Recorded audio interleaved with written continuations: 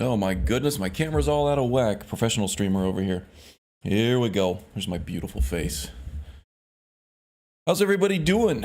Magus, Fighting Country, first stream. Welcome, welcome, buddy. Haster, hope you're doing well over there in Greece. Nobody in Dungeons, welcome, buddy. Good to have you back. Gotta grab that coffee. Yeah, no, I'm pretty useless before my morning caffeine too. Gotta brush my teeth and shave first. You brush your teeth before the coffee? That sounds like the wrong order. Also, shaving, I can't condone that behavior, obviously. All right, I usually go over gaming news. There's not really a lot that I saw this week. It's kind of the same old stuff. If anybody has any gaming news stories that they want to talk about, drop it in chat. I'll be happy to talk about it. But in my own personal little gaming life here, I did get my PS5 Pro in, and I've been very happy with it. I did upgrade my TV not too long ago. Hey, there's James. Welcome, James. I did upgrade my TV not too long ago for one that had VRR and 120 hertz speeds on it. So I'm able to get like the full gamut of power that the PS5 Pro is putting out, and I've been very, very happy with it, actually. I have played some God of War Ragnarok, which does have new enhanced pro modes on it, which unlock frame rates and allow you to run fidelity mode at 60 plus. Same with Spider-Man 2, which is mind-bogglingly gorgeous on this game. It's like maybe the best looking game I've ever played. Let's see, what else have I played? I played 3 or 4 on this list. Diablo 4 is listed as a game that will have improvements, but it didn't really have any yet. I think we're still waiting on an upgrade for that one. But yeah, I've been really happy with everything that I put in to the console so far. I did install Resident Evil 4, and I'm looking forward to playing that through in VR. But basically what this has done is it just takes the ray tracing fidelity modes that were offered on the PS5, on the base PS5, which nobody played because they were all at 30 frames per second, and nobody wants to do that shit anymore. And it just ups it to 60 frames per second. And now all of a sudden you get the fidelity, you get the 60 frames per second. It's been awesome.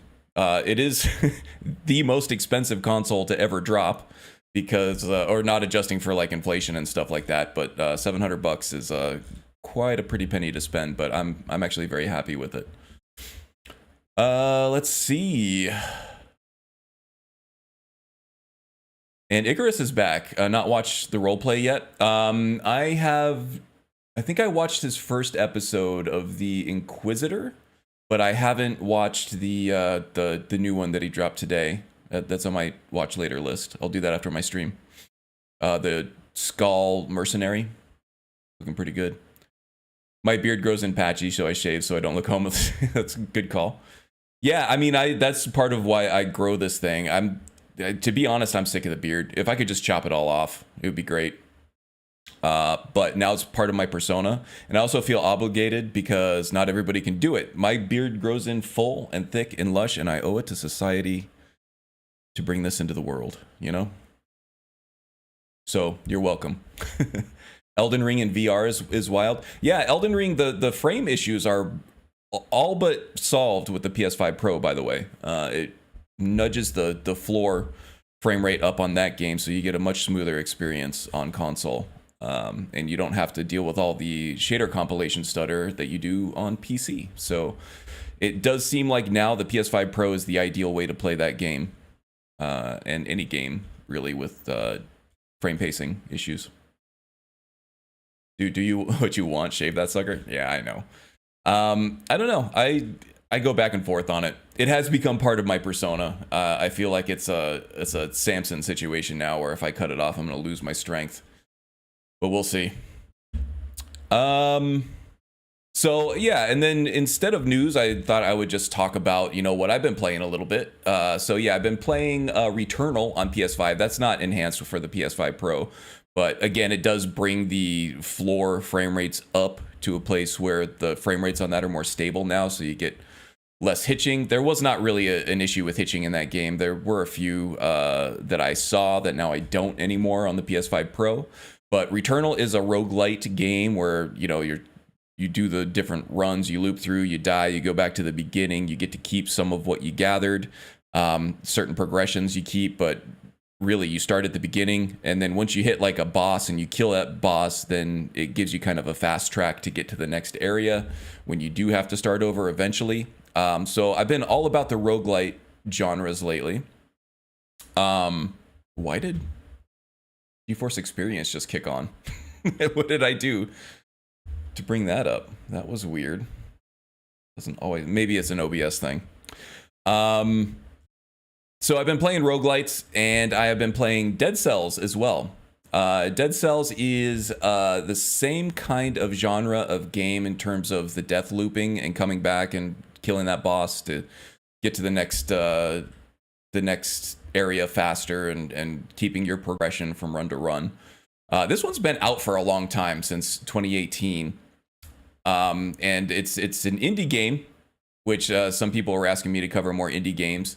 It's not a new one for sure. This one's been around for a while. It's made the rounds. A lot of people really love this thing. It was an instant classic. But I'm really loving it. It's a 2D sort of pixel art hack and slash platforming game with the sort of permadeath mechanics with the respawn. So yeah, it's pretty cheap. $25. I think I got this on sale for like $12 or something on a Steam winter or summer sale or something like that. And I'm really looking forward to playing the Castlevania expansion that they had for this one. I just want to make sure that I like the base game enough to play this one. But the trailer for this one was really epic. It was on like some Game Awards show or something, and they started playing the Castlevania music, and then they showed the Dead Cells flaming head guy. And this one really got my nostalgia flowing. So yeah, looking forward to play. There's Alucard there. Man, Castlevania was such a great series. There's Trevor. Either Trevor or Simon. I don't know. He's definitely a Belmont, but Alucard is definitely easy to spot out there with the shield and the sword. Yeah, there we go. With the whip. Classic whip action.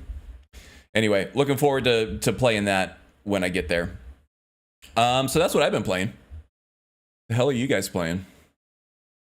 Elden Ring in VR is why I didn't even know Elden Ring had a VR port. I guess it's not an official port. I would have known about that.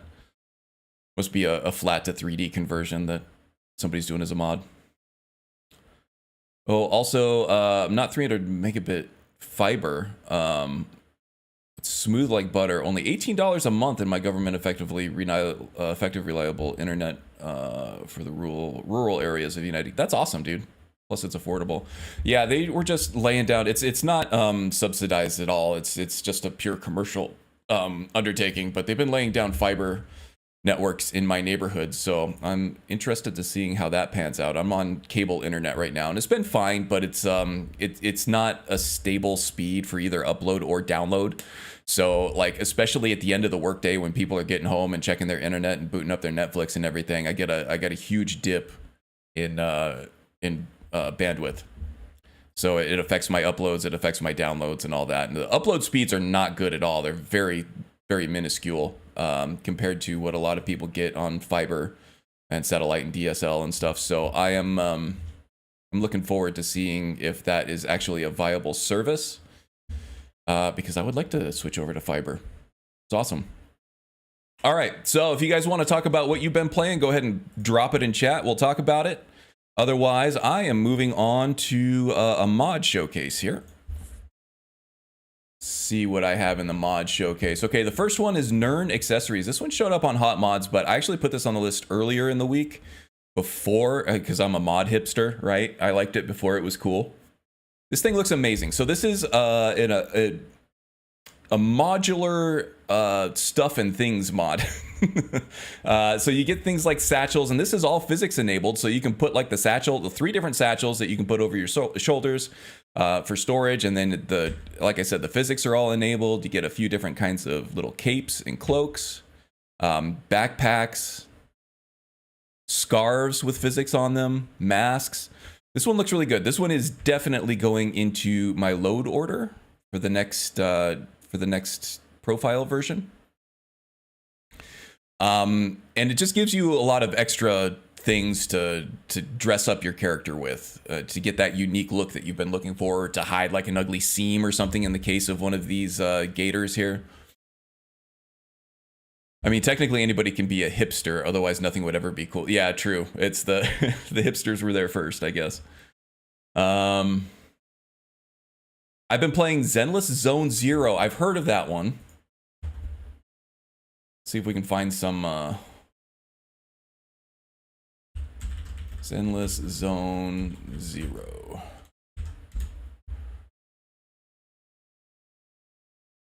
Okay, one of these anime-styled games. That's probably why I didn't look into it too much. Typically not into the anime-style games personally, but they can be good. I have played them before. Ooh, that's loud. Okay, so we got some pretty good-looking hack and slash action here. This actually looks kind of cool as hell. How you liking it, nobody? Playing it and enjoying it, or you have mixed feelings on it? This game looks interesting. Yo, everyone. Hey. What's up, Icarus? Icarus made a grand return not too long ago. Really enjoying some of his new characters. And I'm loving the Permita series because I love a gameplay challenge. Yeah, I haven't watched your new one with the Skull Mercenary yet, Icarus. It's on my watch later list. I'll get to it today, but definitely looks interesting. The gameplay is super fun. Are there more than just the one character? Are there like different like playstyles and stuff? Sometimes there are with these games. I'm afraid to go to the most replayed because that just might be all upskirt shots. A lot of dialogue.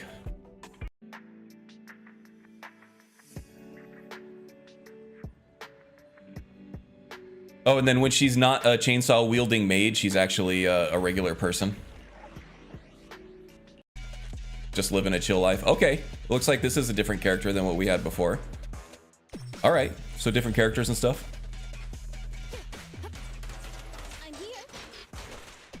About the beard, if it bothers you or whatever, don't feel you need to keep it for views. Oh no, I'm not worried about that at all. That and what the wife likes. Well, the wife has been campaigning to have me shave it for years now. And the CEO of the company that I work for teases me about it all the time too. But then everybody else I talk to about it is like, I don't know, I've been thinking about shaving it. And they're like, dude, you can't do that. The beard is epic. And then I'm like, yeah, the beard is pretty epic. And it took me a long time. And finally got to a good place where it's comfortable and everything. But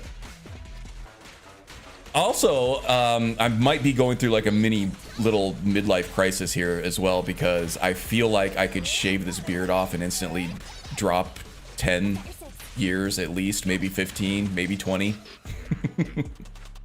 The beard is aging way faster than any other part of me, for sure. I'm not getting gray on the top. I'm not, getting gray anywhere else. The carpet definitely does not match the drapes. So there's that, but I'm also really trying to like age gracefully and embrace my age rather than try to fight it. So I'm trying to be unapologetically me. I think that's cathartic. Get card to shave campaign begins today. Mine did the same. The beard grayed out before the normal hair for me. Yeah, I actually don't even mind the gray in the beard. I think it looks kind of distinguished. The only problem I have with the beard here, let me show. About the coloring is when you look from a distance, it's dark on the mustache, and then the dark goes down out of the corners of the mouth, and it looks like I've been like food and drool and stuff is just leaking out of my mouth and coloring my beard like I'm a sloppy eater or something. So I don't know.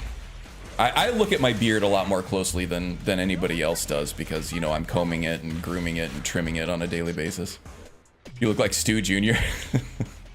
That's funny because standing side to side with Stu, you probably look like my child. Or you could dye. Yeah, it's too much work. I do put a lot of work into the beard, but that's a little bit too much. I'm trying to do the best I have with what I got, and I feel like dark colored hair is not what I got. I was like 10 minutes behind on the live video. Uh-oh.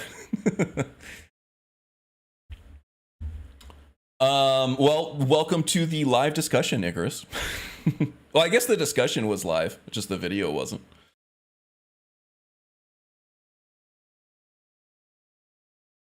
All right, so, yes, mod showcases. Where were we on the mod showcases? Nern accessories here. Yeah, this looks really good. A way to dress up and add a little bit of unique flair to each one of your characters. Cover up seams in clothing or clipping on, you know, if you have like a weapon or like boots that don't quite match the armor piece that you're wearing. There's some clipping or something. Maybe a cloak or a scarf or something. If there's a neck seam, we'll cover that up. If there's everything else looks good, just that one little thing, you can add stuff like that to it. Anyway, this is definitely going in my load order. I'm very excited to, especially the scarves look awesome. Look at those. Yeah, let's go ahead and just throw this in chat so that if you guys want to download it, you can. Let's see, ZZZ is a gacha, so you've got to gamble for characters, but because I'm a lucky SOB, I already have a few S ranks and good gear as a free-to-play. Yeah, I haven't really been into the gacha stuff either. A lot of the games are good, but it's just, I don't... I did the sort of gacha stuff with Overwatch for a while, and the loot box system there just drove me up the wall, and on principle, I just didn't want to spend extra money on extra chances. And even, at least in Overwatch, they didn't just let you buy the character you wanted straight out, which was even more like shady, right? They just let you buy extra chances. So I don't know. It looks like a fun game. Probably not quite my cup of tea, but I can see how people would like it for sure. Genshin Impact is the big one for that, I think, right? Are you shouting out Icarus? Thank you, Magus. That's good of you. Ireshot's here. Welcome, Ireshot. Hope you are doing well. Ireshot's been streaming 24/7, developing her Lyra Wabbajack list. Not sleeping, not eating, not doing anything but streaming Skyrim all the time. Don't know how she does it. Wish I had that kind of staying power, but I don't. I gotta eat and sleep at some point. Okay, next up. Nerd Necessities is awesome. The next one here that I saw was Pandora's Behavior Engine. This one apparently is still having some issues, so I'd wait for some bugs to be fixed on this one. It looks like we are a few days behind. Some people are reporting issues with this. Basically, if you're running Nemesis and you just have a few animation mods, there's probably no reason you want this, but this is quickly becoming the new standard. At least people want it to become the new standard. The main thing that this one adds, from what I can tell, because I haven't actually played with it, I've just read the description, is that just a lot of quality of life stuff. Even the core changes here, the core stuff is still just quality of life stuff, right? If you have a ton of animations and behaviors that you're adding into your game through things like, you know, OAR and all these different immersive animations of, like, you know, opening the door and picking the flowers and doing your whole shield over your head thing. This makes them all easier to manage, right? Yeah, Pandora is still having issues. Tried it myself, still not there. Yeah, it's got a lot of steam behind it though, so I feel like they're gonna fix it. It's just a matter of time. From the momentum this one has, probably new standard. Just it needs some polish. I have run all day once, with the exception of stopping to eat and sleep. You doing the Forrest Gump thing, huh?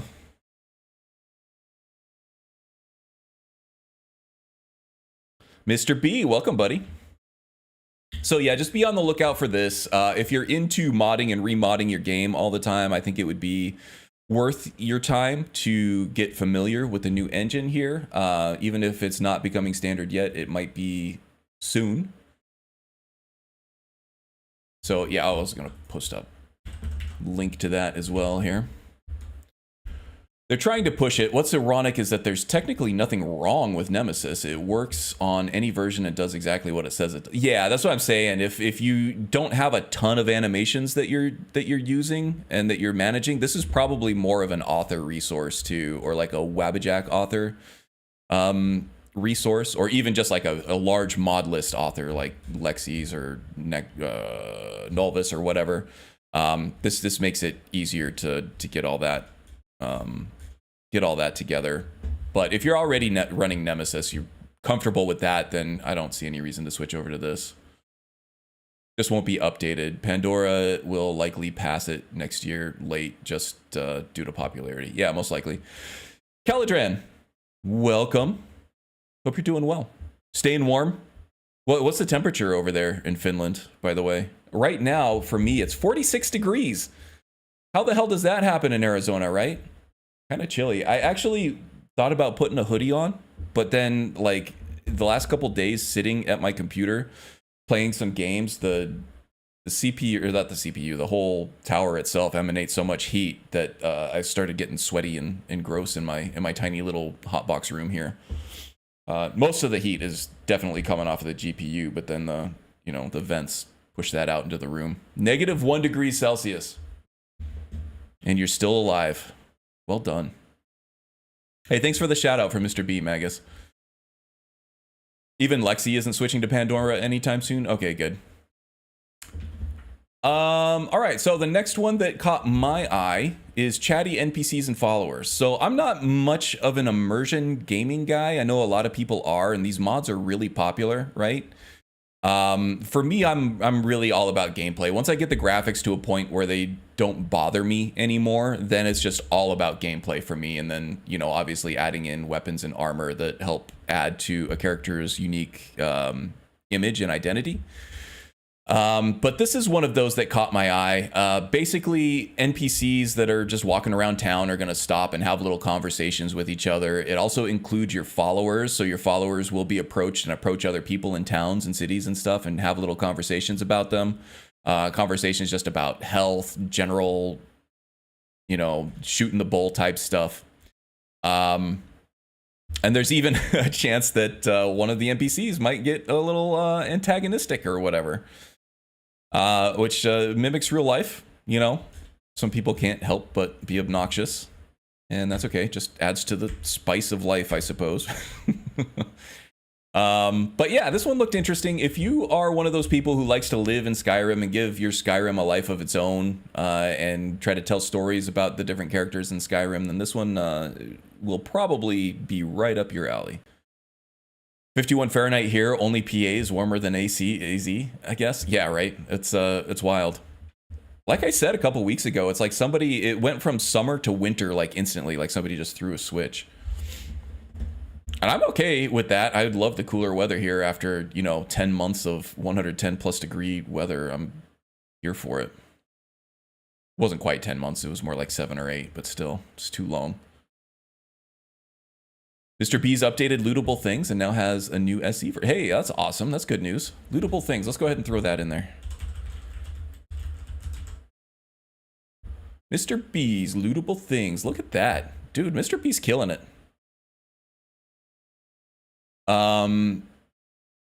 30, almost 37,000 unique DL downloads and 1,000 endorsements.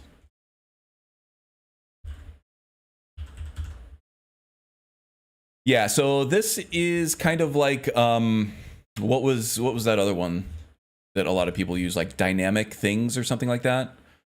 Dynamic containers, or I don't remember the name of it. But obviously Mr. B's is quite popular.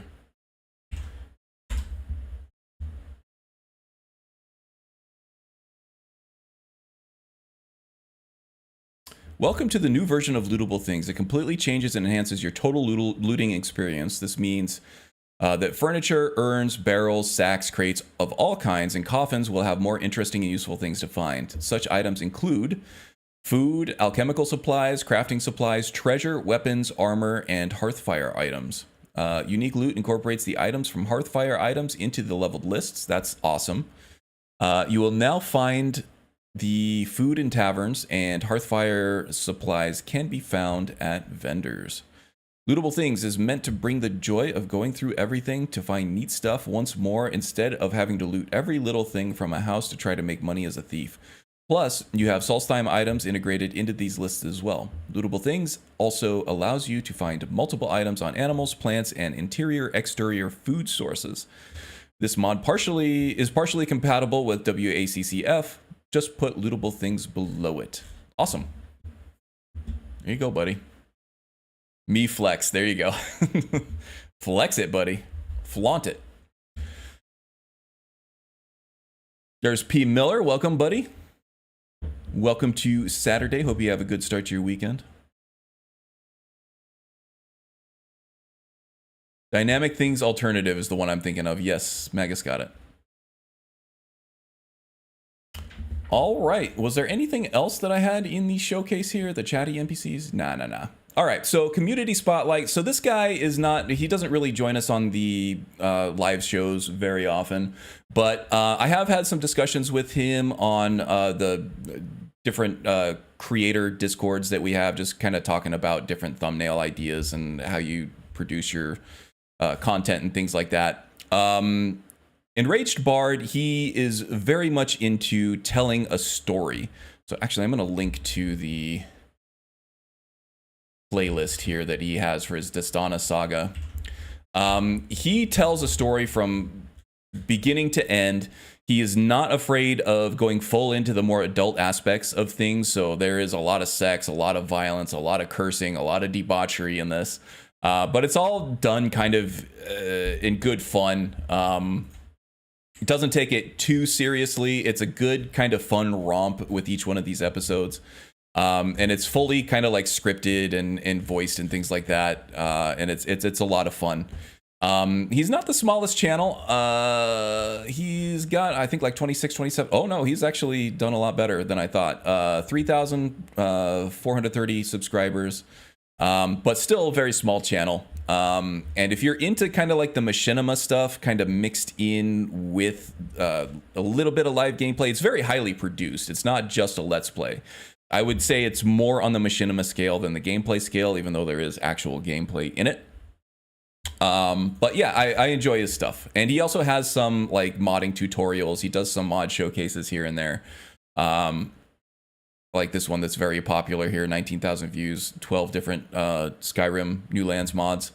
He does like this stuff every once in a while. And I think he's putting a cap off of his on his Dastana saga right now and gonna probably start something new soonish, I would think. So yeah, check him out. Bard's great. Love his content. Really a great person. Yeah, he's a super cool guy too. I consider him a friend. I'm a Enraged Bard fan as well.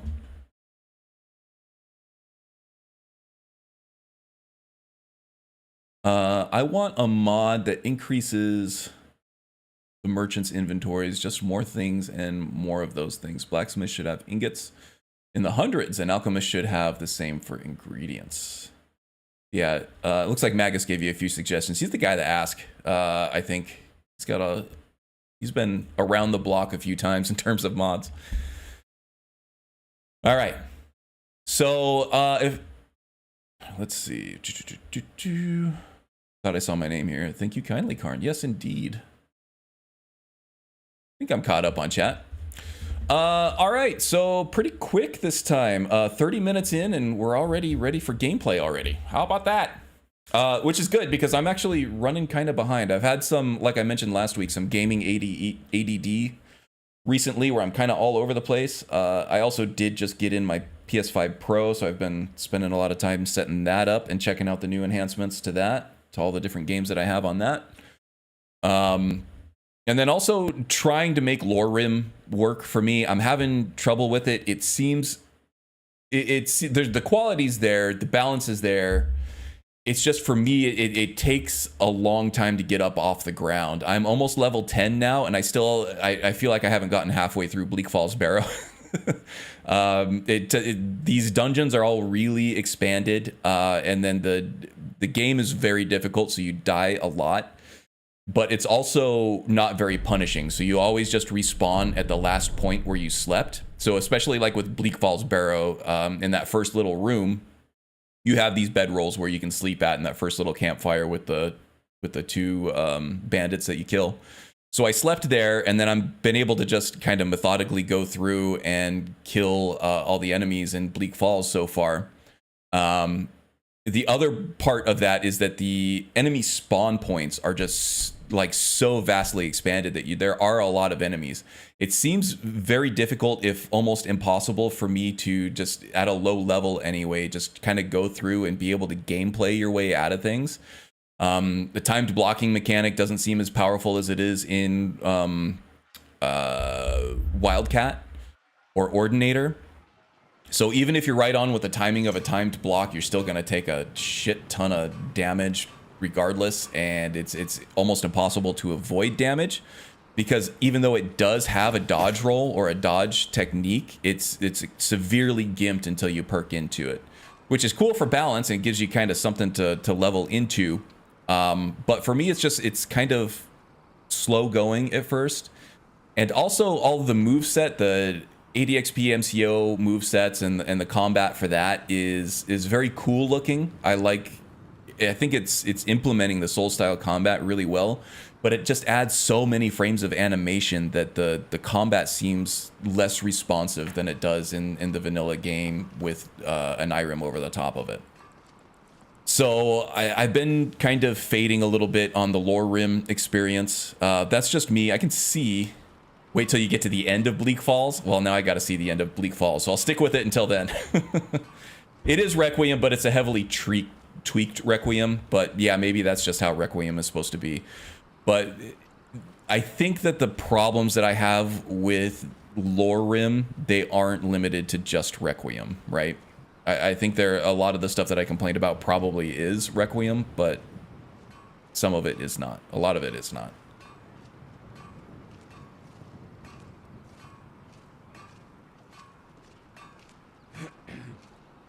Need to buy new socks because I have really heavy foot folds. Ooh, that sounds sexy. All right, what are we doing here? I just kind of grumbled a little bit, so maybe Fortius's throat is a little bit dry. No, I think we're good. Maybe just slightly thirsty, but not enough to actually realize it. Ooh, we have 4 dragon souls to use here too. Elemental frost breath we can use. Mind's peace. I'll use elemental fury here too, just because it's going to unlock some things for Thunderchild as well. All right, so what are we doing here with Fortius? Last time, fools who know not but to go about their daily lives. She's edgy. Maricina's edgy. Last time we played Fortius, we did the Triumvirate Cleric last week, so it's been a couple weeks since we've seen Fortius here. Last time we were over in Markarth, kind of exploring the way through. We had some bounties to take care of, some side quests, and we had a dragon to come, dragon wall actually, to come find for the Greybeards with a dragon on it. Took care of that. I have since made my way up to Solitude. We are going to talk to Malborn in the Winking Skeever here.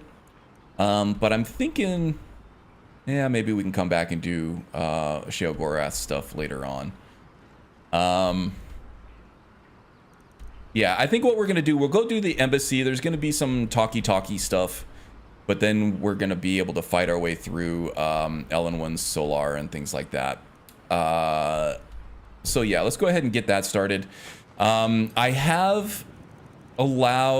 made some gameplay changes here. So I have re-enabled I Need. This is less about leveling because I am beyond level 50 now and I have my perks in place and everything. That's all good. So now it's more of a gameplay challenge time. So I have enabled I Need for the immersion, and I have enabled Shadows of Skyrim for the alternate death. Death now has consequences. I will lose some of my equipped gear if I die, and I'll respawn at the last place that I slept, much like Lorim. But I have also enabled Wildcat to manage the difficulty. And what I'm doing here is the first, this is kind of the thing that I've been experimenting with new characters, is after 10 levels, I am going to knock down damage dealt from 0.5% to 0.25% so that enemies don't die as fast. I might change that to level 20, but at level 10 so far, that's where I am with the Cleric. Enemies are very, very spongy though, so I might tweak that up a little bit. And then after that, every 10 levels, I have been inching up the damage taken. So with Wildcat, it's at a 3.5 times damage input modifier, I think. And now at level 50, I'm at 4.5, which is another 0.5 more than vanilla. I think vanilla legendary difficulty is a 4 times damage intake modifier. So I'm taking even more damage than vanilla. I am doing just as much damage as vanilla, which is good because I was just completely mowing down enemies earlier. And I did have to decrease the damage output for that melee build, or the melee gameplay guide that I put out. That's gone completely bonkers, by the way. I've had a lot of views of that. I'm very proud of how well that's done. Actually, let's go ahead and link that here because I feel like my live stream audience and my general recorded audience is not always the same. So you may not have seen that, but I'm actually very proud of how this one came out.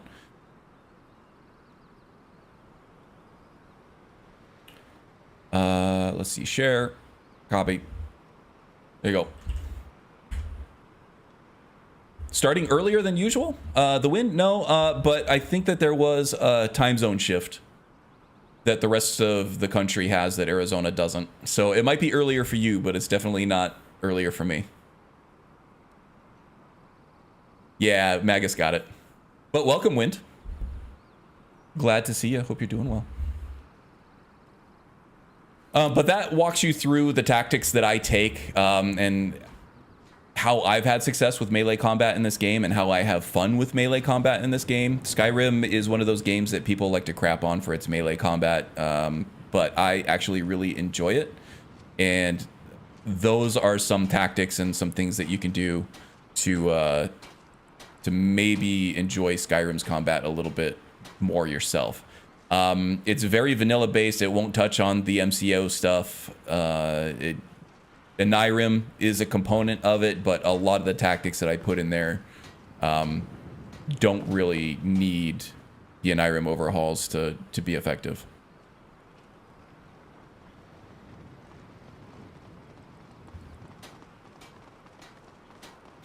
You're like me with Wildcat. I'm up now to 7 times damage at 2.5 for you. Yeah. I'll get there eventually. I'm trying to find the best balance with it, you know? Okay, so let's go talk to Melbourne. How's our encumbrance? Do I have anything that I need to sell off? There's a bunch of arrows. Don't take up any encumbrance. We're good. Good with that. We got a lot of potions. Ooh, yeah, I got a shit ton of potions I got to sell off. Let's see what we can do as far as the potions here. I can pawn these off on Maricine to hold for me if I need to, or just put them on my horse, the alchemy ingredients, and it doesn't look like I have much in the way of crafting materials either. Okay, so it's mostly just the potions, I think, taking up all my encumbrance. So we're gonna do a quick alchemist and general trader run, and then we'll kick off the diplomatic immunity quest here. Around. We have a fine select. Good to see you. Ah, so you're an alchemist then.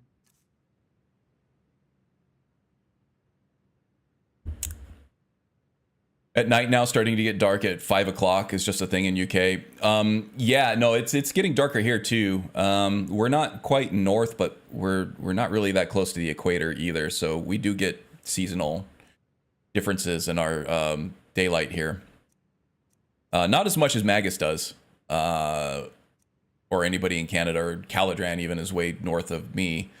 But yeah, it gets dark here around, it starts to get dark around 6:30 or so, when you can, actually around 5:30 or so, you can see the sun start to go down and the shadows are getting heavy and everything's getting dark. But yeah, I'd say around like 6:30 or 7, it feels like full-blown nighttime around here. We do get the full 4 seasons where I'm at, yeah. We get less of a fall and spring, and we kind of just jump right from winter to summer, it seems. We get maybe 3 or 4 months of winter with 1 or 2 months of that being kind of mildly cool. And then, 7 to 8 months of summer, which just gets overwhelming sometimes. May as well buy all this. We're going to check to see if she's got any smithing potions. She does have a blacksmith's potion. Do you have any enchanting? No. How about ultimate healing or ultimate stamina? Nothing ultimate?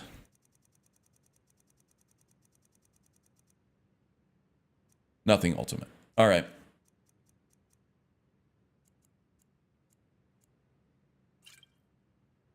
Always Major a Slack has taught me well.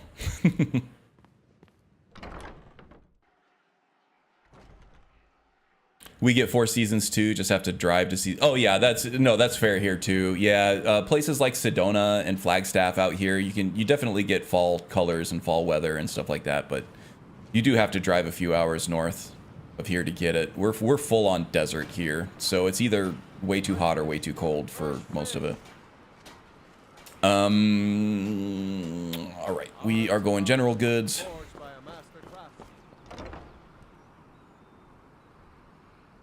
Silent Echo, welcome, buddy. Hope you're doing well.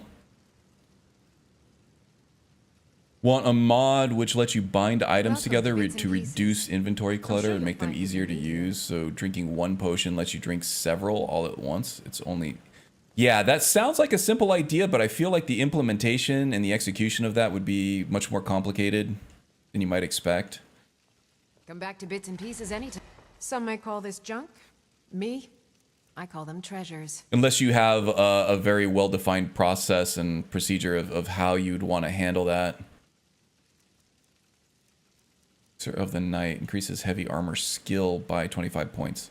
Oh, that's because, yeah, the Skyrim alchemy overhaul hasn't come out yet. So Summer Mist, the new versions of Summer Mist turned the heavy armor fortification enchantment from just being a flat, this is how many points of heavy armor you get, to being a percentage, which scales much better than the point system that vanilla uses. But the potions still use the flat point increase instead of the percentage. Let's see. Does she have any ultimate healing? No. No blacksmith stuff either. May as... Oh, nope. I thought that was her. Thought that was her ingredients. I thought she sold ingredients. I'm not seeing her. I'm not seeing them now, though. All right.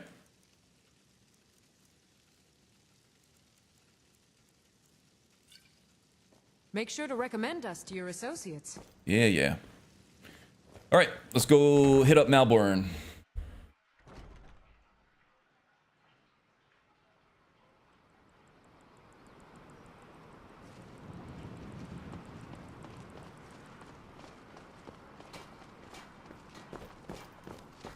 Oh yeah, Caladran's totally a chick.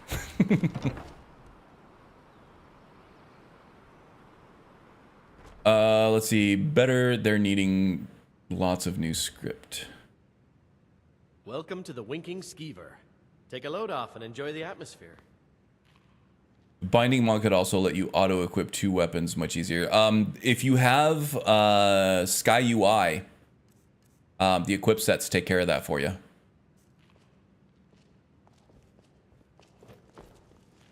I should do a video on that.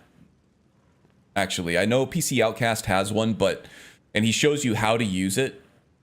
I feel like I could do it a little more concisely, but also go into a little more depth on how to use those equip sets more tactically and how to hotkey them and stuff. I'm using it a lot with my mage character, which I haven't touched in a while, just because there's a lot of complexity with that mage guy I got to figure out. But yeah, I think when I get back into the mage guy, I'll do a video on the Sky UI equip sets. Let's do... Of course. some water. We're gonna need it for the trip here. Remember the winking skeever next time you're footsore. Malborn. You must be Malborn, huh? For some reason, I can't talk to you. There we go. Really? You're who she picked? I hope she knows what she's doing. Here's the deal. I can What is he seeing that he's not impressed by? Don't plan on He is bringing armed to anything the else in teeth. with He's you. got this The full, Thalmor takes like, security plate very dragon seriously. Give me what bone you can't live armor. without, and I'll make sure to get it into He's the obviously grizzled as all hell. He probably smells like blood and sweat. Like, who else are you expecting here, Malborn? Is there somebody more impressive than this guy walking up to you?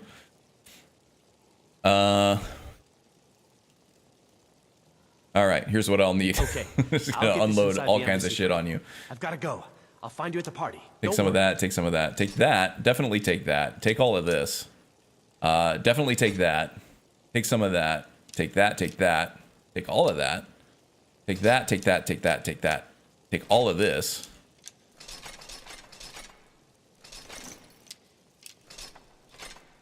And then also take all of this. Take all of those. And take this. And then also take all of this.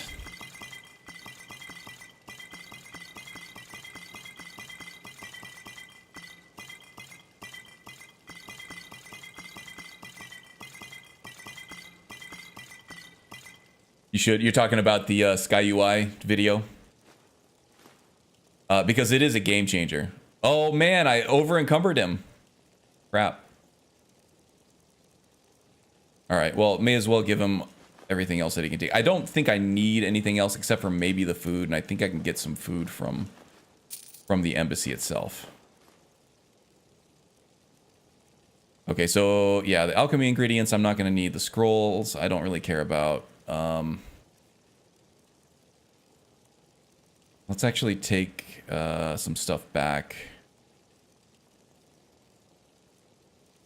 Something heavy.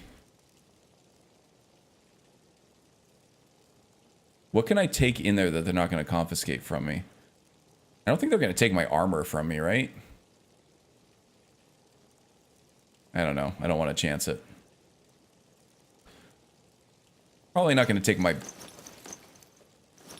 backpack and different things.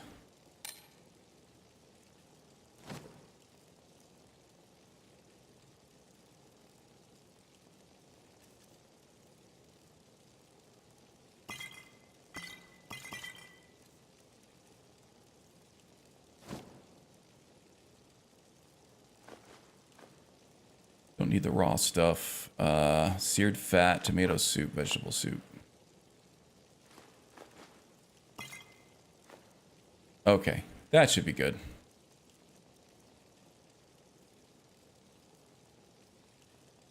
All right. We're going streaking! Okay, I'll get this inside the embassy for you. I've got to go. I'll find you at the party, don't worry. Like something went out of whack there. Didn't get the dialogue, but that's all right. Shit. Well, now we're naked. That's all right. Builds character. Fortius is a confident guy. Streaking in solitude, indeed.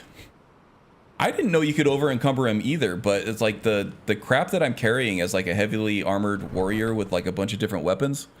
It's very heavy. I'm actually shocked at how much encumbrance I'm carrying around with me all the time now. Traveling to Toronto, another job site to install some more games. That's awesome. I'm in a town called Scarborough. I can't wait for the life of me to figure out how to use the equip sets. Oh, I've actually been watching, oh yeah, it's complicated. I'll have to do a video on it. Actually, let me switch over here. I've been watching a channel on YouTube called the 8-Bit Guy. He's based out of Texas, and he, as like a pet project, he's been opening an arcade. So it's been really interesting. He bought like the storefront, and then it was interesting to see all the renovations, all the demolitions and everything. They actually had to raise the ceilings up. They had to completely renovate the bathroom. There were too many bathrooms in there for the space. But then they, redid all the floors and everything. They put a bar in. They completely like polished up the whole painted the whole thing and everything, got all the blacks on the ceiling, because in an arcade you want like that dark setting so that the warm glow from all the monitors on the arcade cabinets come out. It's just a really cool aesthetic that, you know, you don't see anymore because there aren't any arcades. But it's been really interesting to watch that whole process. And then he's got a team of people, you know, refurbishing the arcade machines and everything, getting those out of storage, putting them where they need to go. They needed to run power from the ceiling for a lot of these things. It's been very cool to watch. And then there was like a grand opening and everything. He did like a friends and family soft opening just to iron out the kinks. And it looked like a lot of fun. I don't know if there's any money in it at all. Maybe there is if there's a bar at it. I think that's probably the only way you can make money at an arcade anymore. But it was cool. I don't have any aspirations of doing anything like that myself, but I can definitely see how that'd be like a dream project for a lot of people.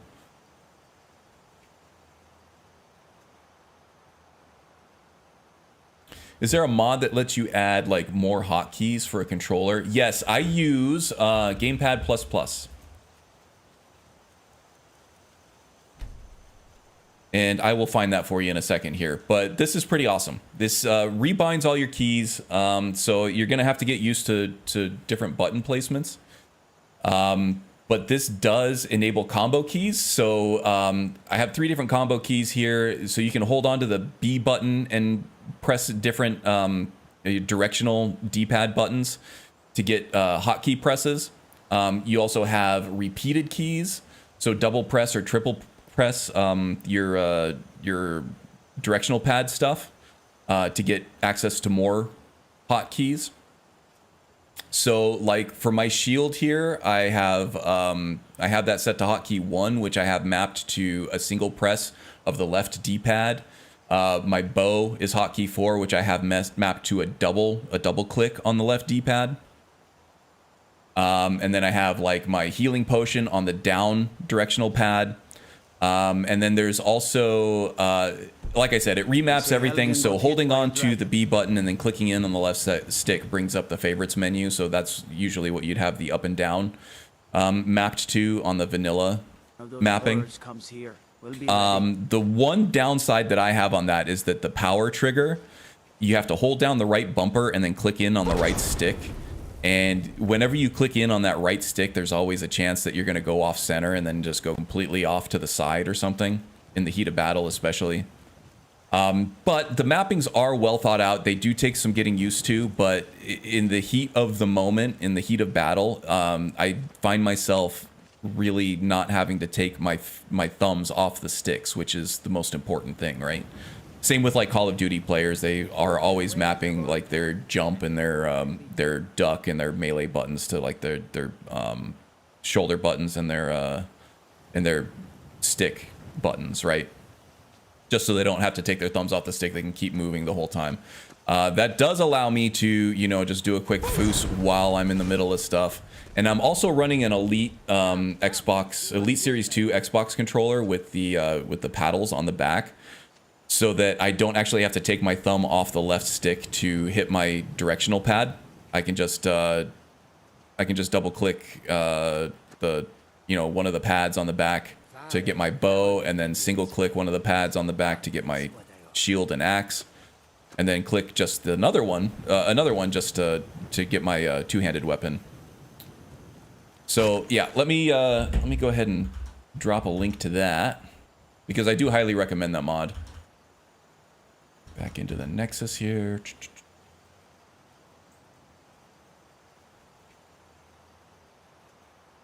And just in case there are any booby mods on the front page of Nexus,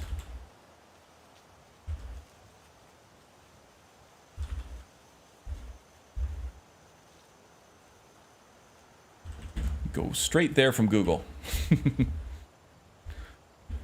Let's see. I believe Requiem doesn't let you give him literally everything either. He has a reasonable carry weight. I don't think I have any mods that touch that, unless something crazy like WACCF that has some wide-reaching implication does. But I don't. I think there's just a very high amount of encumbrance that he has in the vanilla game, and then he, you just never reach it because you're typically not carrying stuff as heavy as I am right now with Fortius.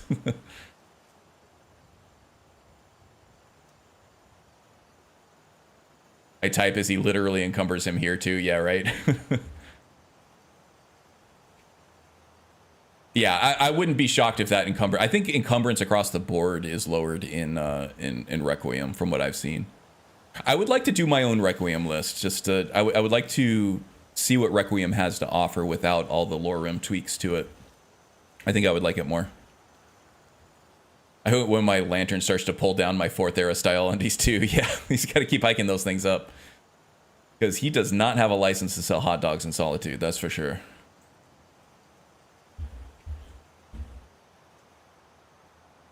Got a bad knee, James? I'm sorry about that.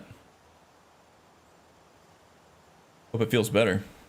Fair enough, good to know. I always treat that mission at the embassy like a Mission Impossible movie. I'm just fighting my way through it. You know, once I get my equipment back, I'm just going balls to the wall and slaughtering some Thalmor. Love arcades that basically what I built, but with interactive games. Okay. What do you mean like interactive games? Like Redemption type games?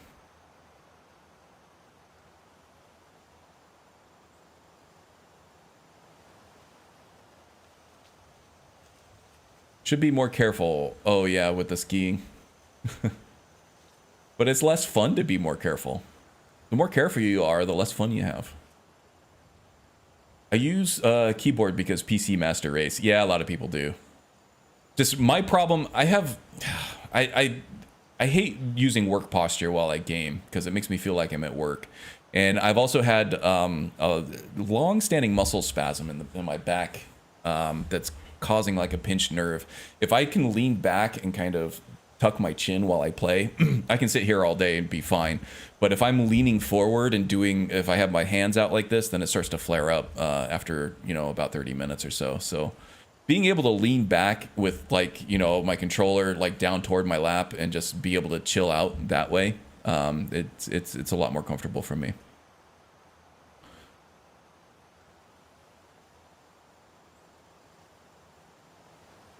Interesting. I wonder if there's something similar on Xbox. I need to get a mini gaming PC so I can travel with that to play a load. Oh, okay. So you're on Xbox? Mini gaming PC. I would just go laptop. I mean, you're probably going to spend a little bit more money on the laptop, and of course you can't upgrade it, but there's some really powerful gaming laptops out there these days. That's what my boss does. He goes to Wisconsin for a few months out of the year during the summer to escape the heat and works from there. And he brings a gaming laptop with him, and he's able to happily do all his gaming on that, even though he's got his stationary badass system at home. Sneak mode on left bumper and the dodge roll as the dodge roll, and I use the sneak on the right stick. Okay. Yeah, it's hard dealing with those two hotkeys that you got on Xbox or console in general. I dealt with it for a long time on PlayStation. And as far as I know, without the MCM, I'm not sure if there's an easy way to fix that. Scrolling the favorites menu is almost constantly, and using my alphabetical order all the time is just, yeah, it is. The favorites menu is not ideal when you only have two hotkeys, that's for sure. Yes, the booby mods. Had to explain to my mother that I don't like those in my games. Yes, I don't like them either, but a lot of people do. So they're always up there on the hot mods, that's for sure. Got to play base Requiem at its core to start. The worst thing people can do is play it in a list and with all the adjustment mods. I've seen so many people soured on it, done that way. Yeah, no, I would agree. I'll do it at some point. I kind of wanted to get like a new list set up for myself at some point with just the bare minimum basics that I consider what I need. And I almost expect it to be under 100 mods. I just kind of need like a texture overhaul, maybe some SMIM on there, and then maybe an NPC overhaul and some weathers, display tweaks, and then after that the Anirim stuff, and that's about it. And then just adding, you know, armors and weapons just to flesh out my character. Oh, and then of course like TK dodge and stuff like that. But yeah, I feel like I could do a good list that makes me very happy in under 100 mods. I feel like I could do it. I don't have the time to try yet.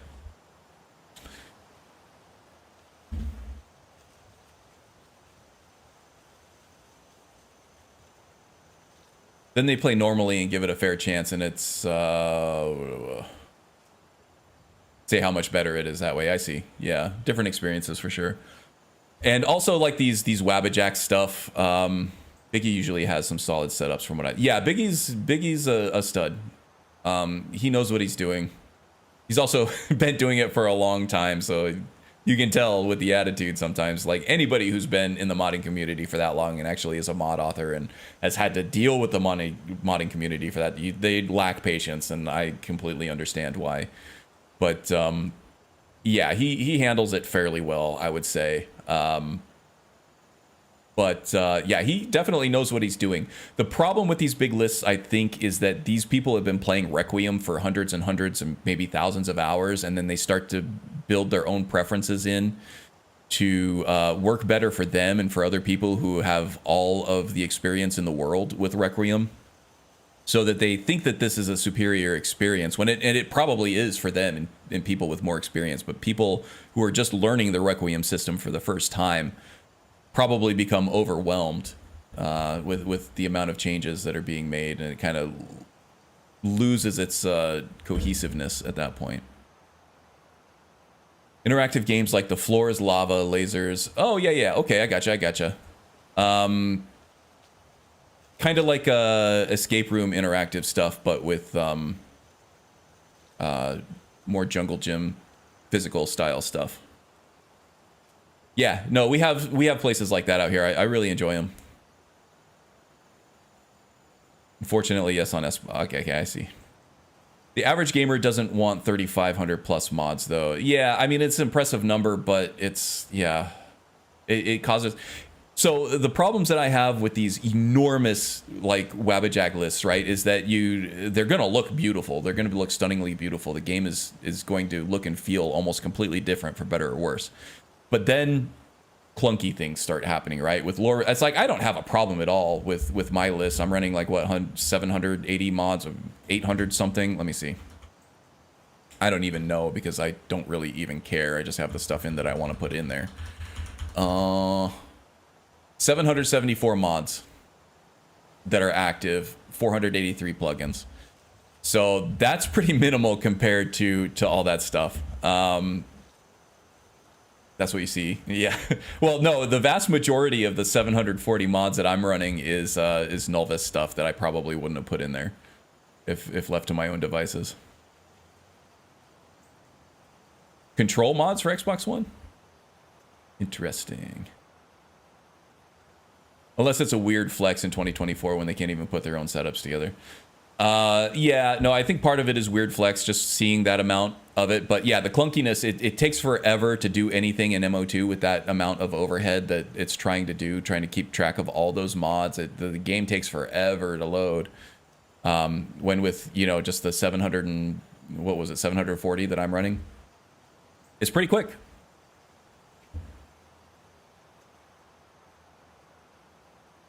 Thing about gaming PCs is that you can use them for almost anything because the things you need to run games are the same things you need to run everything else. Yeah, the main beef that I have with PC gaming, because I do a lot of PC gaming, the third-party ports, a lot of them are pretty bad compared to, they run like shit. Like I'm running a 4090. I have a top-end Intel processor that's a few generations old right now. But it's really only going to get me a few frames if I upgrade, and then I have to upgrade the motherboard as well, and I don't want to have to do that. Yeah, I've run a lot of multi-platform games on my 4090, and they just run so much better on the PlayStation 5. On the base place, oh, Kine has a sick sense of humor. They want the Naked Imperial to kill this poor guy's horse. And I need that horse to get to the embassy. is the best part of that. To smuggle into the embassy? Good. I have your invitation to the party. But the only way Hot you're mods, get yeah, past the indeed. guards is if they really believe you're an invited guest. Which means you need so to yeah, look I would and not normally be agree armed with you, to nobody, protect that the Here, gaming PC put this will allow on. you to play pretty When much you're ready, anything, and it Take does. the It's rest of your just gear there's safe no until you're telling back. You'll only have what Malborn how smuggled shitty in that for you, PC plus port is whatever going to you can be. pick up A lot of inside. these game companies, they will develop for console first and then PC second, because the vast majority of people buying these games are on console. It's just the way it is. So that's what they prioritize. And then they don't have time to properly polish You the should pass for a PC real port. guest, at least And then you until get things you open like your mouth. Star Ready to board the Wars carriage to Jedi Ramsey? Survivor that just has frame pacing, performance optimization issues, and it runs much better on a PS5. And then you get the Squaresoft stuff, like Final Fantasy VII Intergrade runs way better on a base PS5 than it does on a 4090. Final Fantasy 16 even has some issues on PC that it didn't have on PlayStation 5. And there are a lot of games like that. Don't worry, it will all be waiting for you. Kind of when you sad, get really, back. but it Just is what make it is, I sure guess. You get back out of there alive with the information we need. Good luck. The good news, I guess, is that PC gaming is actually growing by leaps and bounds. It's growing really quickly as people realize that, okay, I can get much better fidelity on a lot of these games, play all the indies. The Steam storefront is amazing. The Epic storefront gives you free games. Prime Gaming gives you free games. Not to mention all the awesome free-to-play content that's out there. And you get access to all of it on a PC. So as that user share goes up, the prioritization of these studios to put out better PC ports is also going to go up, right? And also, the more PC gamer outrage you're going to get at these shitty ports, and the bigger the backlash is going to be. Thank you, sir. Go right Oh yeah, ahead. I didn't even mention GOG. They actually give you serial numbers. They give you product codes so that you actually own your GOG games. You don't own them on Steam. BGS can say, hey, Steam, let's not list Skyrim anymore. And then Steam will pull Skyrim, and you're not allowed to play it anymore, even though you paid for it. Welcome. I don't believe we've You met. do not own the I am games that you Alienate, buy on the Steam. foul And there's lord been ambassador to legislation in Skyrim, California and you that are. makes it so that Steam has to explicitly tell you when you buy a game that you don't own this game, you're just renting a license for it. So wait, Square, who put out Final Fantasy VII, did not do port to the... No, they did. They just did a crappy job of it. It was a PlayStation 5 exclusive for a long time. It spent years in development as they targeted that platform specifically. No, it was actually it was a PlayStation 4 exclusive, and then they had a very nice upgrade called Final Fantasy VII Intergrade, which was basically a remake of the remake for PlayStation 5. And then it came out on PC shortly after that, and it was a very terrible port. With such trifles. Yes, Madam Ambassador. My apologies. And We'll if that's have the to get case, why better the fuck didn't they? acquainted later. Please, enjoy yourself. Yeah, no, they did. They did do it. They just did a bad job of it. And that's not uncommon.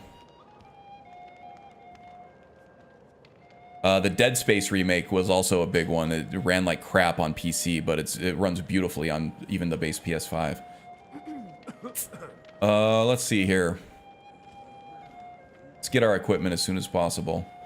Well, let's check in with Malborn, see what we're gonna do here. What can I get for you? You made it in. Good. As soon as you distract the guards, I'll open this door and we can get you on your way. Let's hope we Yeah, both they should live know through better. this I day. feel like it's a business decision just not to spend the time that they need to on polishing the PC ports. And honestly, maybe they don't have the in-house talent to be able to do it. Here you go, sir. The finest Colovian brand. Hey, thanks for the shout Is out, there anything Magus, else I can get for you? for the Panic Monk. And welcome, Joe. Hope you're having a good start to your weekend. The Argonians have been banned from living inside the walls of Windhelm. They're only allowed until on the next city time. docks now. Most of them sleep together in one building, and they're as poor as wretches. You're talking about the Argonians in Windhelm? We haven't really spent a lot of time in Windhelm. Fortius is a won't believe it till I see it kind of guy, so I don't know, might be true. Elisif doesn't seem like a liar, but she also lives in Solitude, not Windhelm, so we don't know what's going on over there. Thank you for asking. It pleases me to hear you say so. Rosalind, what's up, Betty? What does a fellow need to do to get a drink around here? Ah, pardon me, friend. I didn't see you standing there. Allow me to introduce myself. Rosalind. It's honestly just sad they don't perfect the PC ports. In 2024, that shouldn't even be an issue. They have the resources and manpower, no excuses. Yeah, sadly in 2024, it's not all about the resources and manpower, though. It's about return on investment, and they're going to get a higher return on investment by focusing on the console ports. But yeah, hopefully that's going to change with the wider market share of PC players. It's also a lot harder to optimize a PC port than it is a console port, because the console platforms are all completely stable.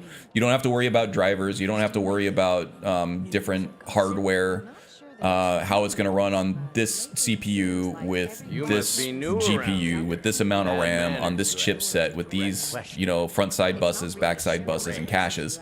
But I have nothing to hide. You know exactly where everything is going to be, so it's very easy to optimize for that stuff. With PC, it's all over the place, and you have a lot of raw horsepower, but if you're not using it properly, and not architecting the interface to those properly, you're going to get a lot of performance issues. It's not just a brute force horsepower type thing, sadly. So it does take a lot more time and resources to optimize for all those different PC configurations than it is to optimize for one platform. I'm just presenting both sides of it, right? I definitely agree with you. I want better PC ports, but I kind of understand where the business part is coming from. I still don't think that's an excuse. We've got our hands full dealing with the Stormcloaks. What about you? I've spent many hours in council meetings. All right, we're a pure warrior. Let's get into the fighting. What does a fellow need to do to get a drink around here? That's why there's baseline spec. Yeah, but you can... The baseline specs are... You can optimize for... I think the market share right now is switching toward 4060. Is like the most popular card, if I remember correctly, from... From the Steam... What do they call it? The Steam survey? So you can optimize for the most popular card, the most popular CPU, but that doesn't automatically mean that it's going to run at least that good on a 4090 with a Ryzen 9 7800X 3D. If it's not also optimized for that higher, for that specific higher spec card, it very probably will run like crap, even though it was optimized to run on something much lower. And then you have the whole AMD versus NVIDIA thing, the whole AMD versus Intel thing, and there are huge market shares on both sides of those, or all three sides of those, really. And it's the combination of those can cause all kinds of funky shit to go on, too. It's an optimization nightmare. Thanks, I'll let you know if I need anything. Actually, there's something you could do for me. Wonderful. I can begin to repay your generosity immediately. Say on. Yeah, the X, Y, and Z, that's what minimum specs are for, but so seldom do those minimum specs actually mean anything, one. And they don't really guarantee that they're going to run on your system if you have something better.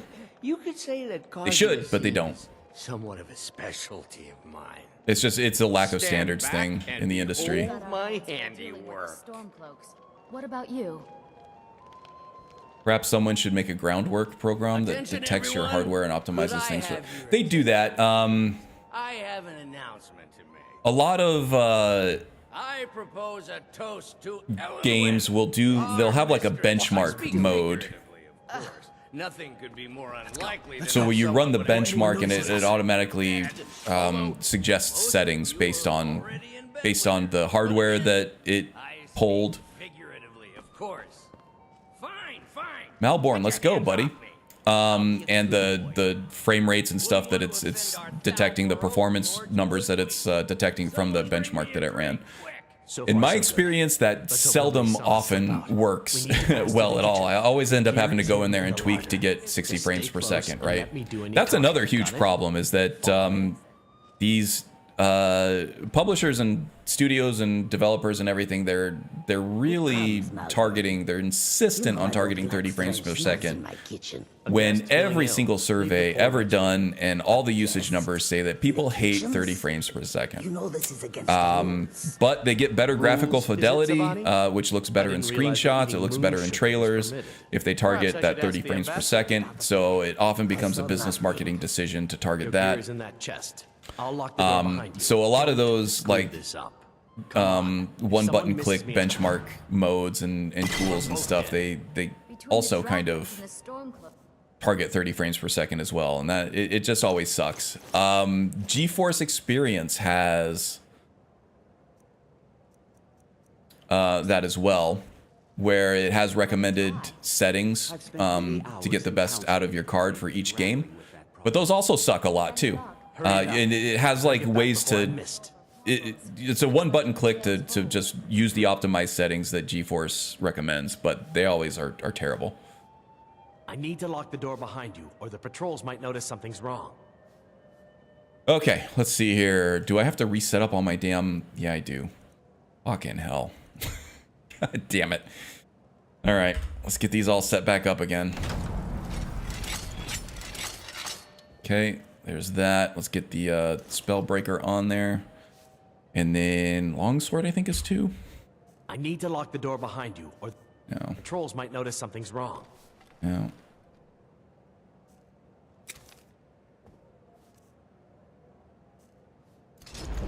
No, okay, so Health Potion is 2. Sorry, be with you in a moment. Is this 3 then? I need to lock the door behind you, or the patrols might notice something's wrong. So that one's the axe, that's correct. That one is the sword, that's correct. 4, I think, is my bow. I think I just went through that. So double click left. Yes, bow's looking good. Notice something's wrong. And then my potions are good, and Star of the West. And then also, let's see here.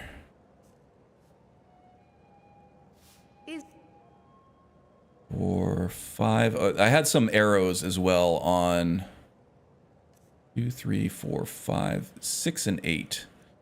Let's see here. Orcish Force arrows. Try 6 on this one here. Food and drink to your liking. Very much so. Yep, there we go. That one's good.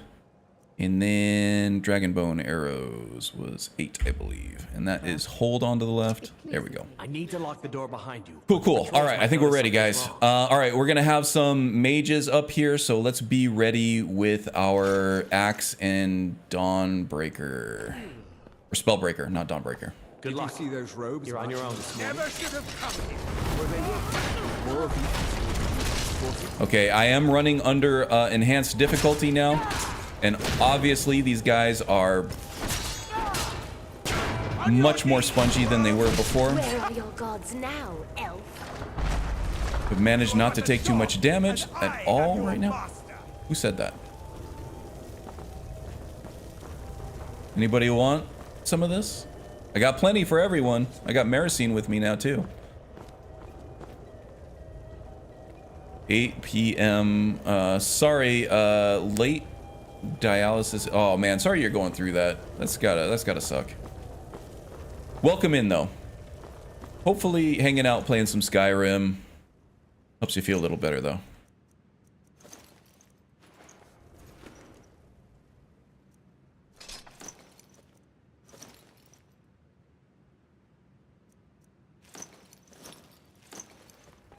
More Vardenfell stuff. That might look good on Maricine. Staying out of this. Is the only way out of your take it to pieces. Is that going on upstairs?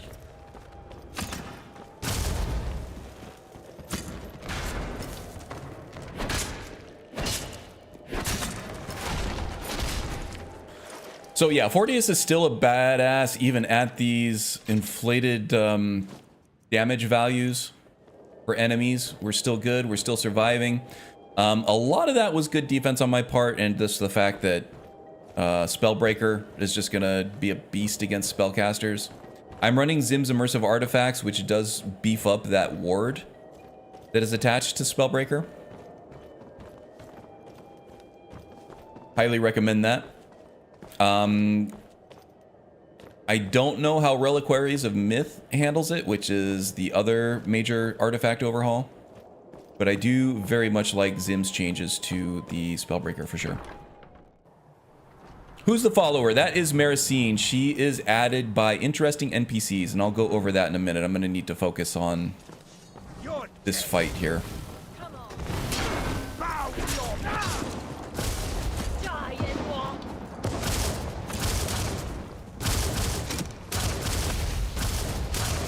Okay, I don't see the wizard attached to this Atronach.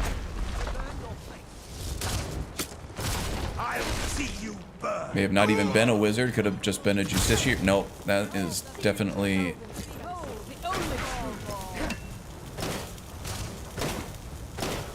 Get a thundering blow. There we go. Now the most effective tactic against Atronachs is to kill the summoner, not the Atronach.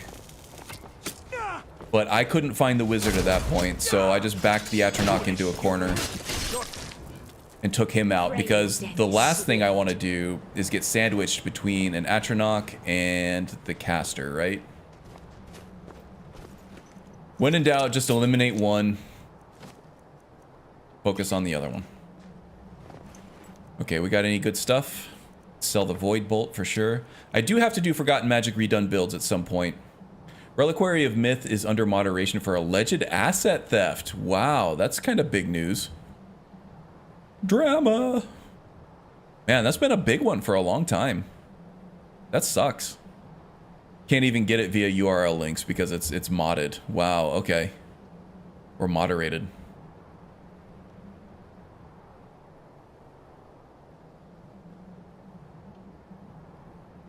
Yeah, so Maricine is from interesting NPCs, and she's trying to fight the guards on the other side of the fence over here.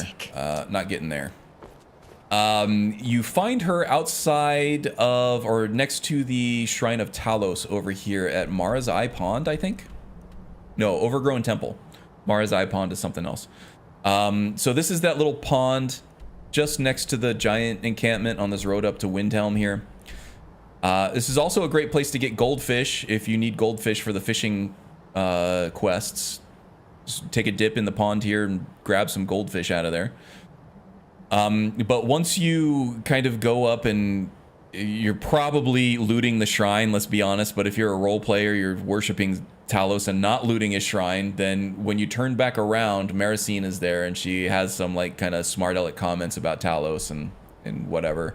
And then also talks about how she is a dragon hunter and how dragons are drawn to giant encampments because of the mammoths. They make for nice rich meals for the dragons. We go there and we kill a giant, but we didn't find a dragon. So once you do that with her, then she kind of is released, and she says she's gonna be on her own for a while, but you can find her either at an inn or on the way to a town with an inn. And then when you find her after that, you can actually take her on as a follower to do some dragon hunting with her. So she is a dark elf dragon hunter with lots of customized dialogue. She comments on a lot of things, as a lot of followers in interesting NPCs does. I would imagine she has some kind of quest that goes along with her at some point, but I have not played through that yet because I have not actually taken her on as a follower. But she seems pretty cool so far. She's very edgy. She's an edgelord for sure.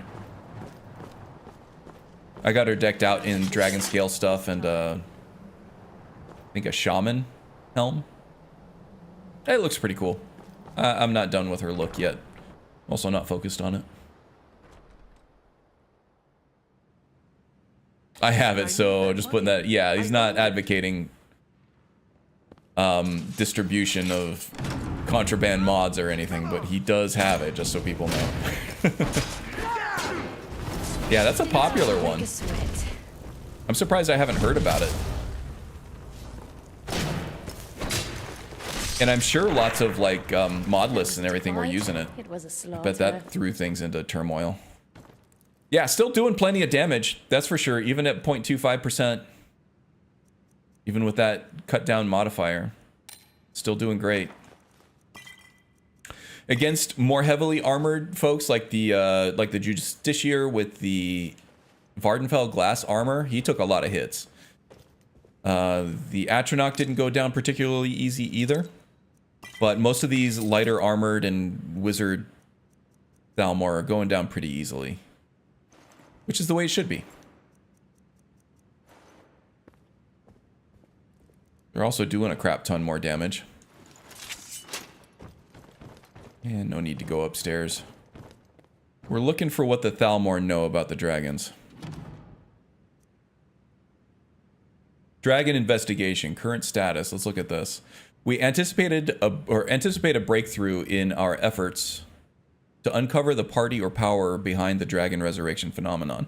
An informant has identified a possible lead whom we have brought back to the embassy for a full interrogation. The subject is obstinate, but by all indication is holding back the information we speak. I have authorized intermediate manual uncoiling. I do not expect more will be necessary unless you feel time presses.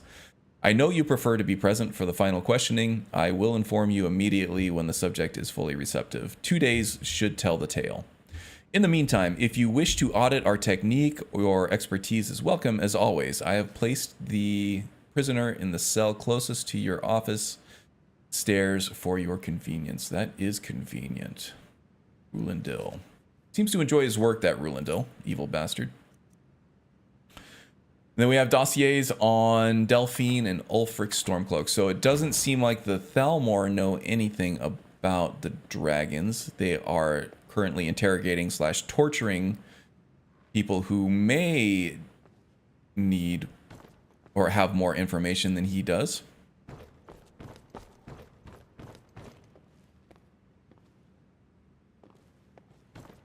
So, okay, this is down in the basement.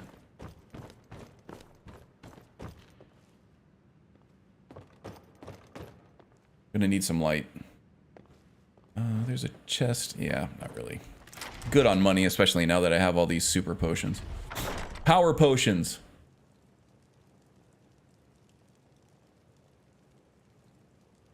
Arganil claiming it back in 2022, and Nexus just getting around to it. Wow, that's a hell of a backlog.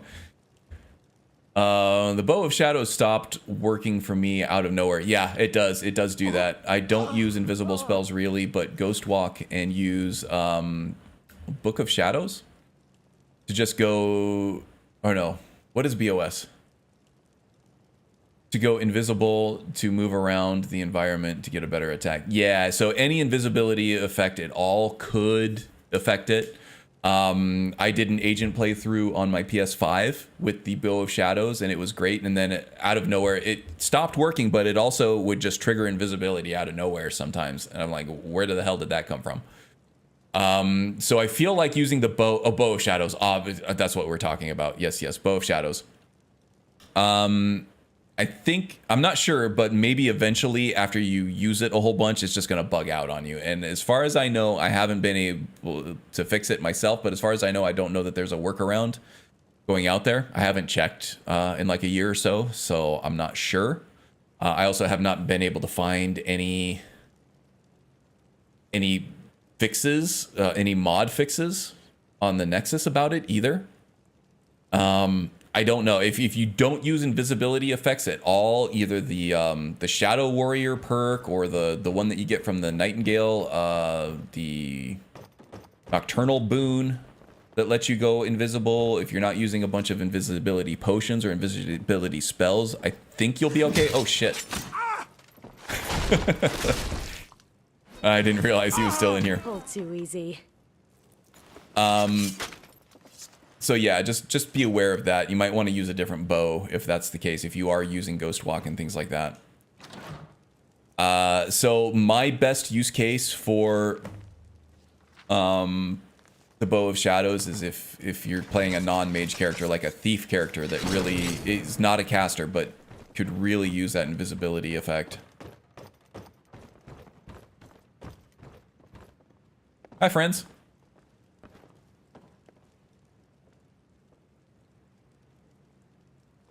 What's up, Malborn? Now the Bring some Thalmor friends. will be hunting me for the rest of my life.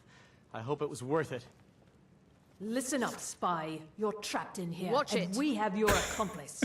Surrender immediately, or you both die. Come on!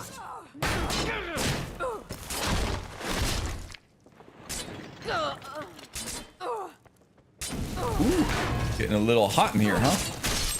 But to all things, death.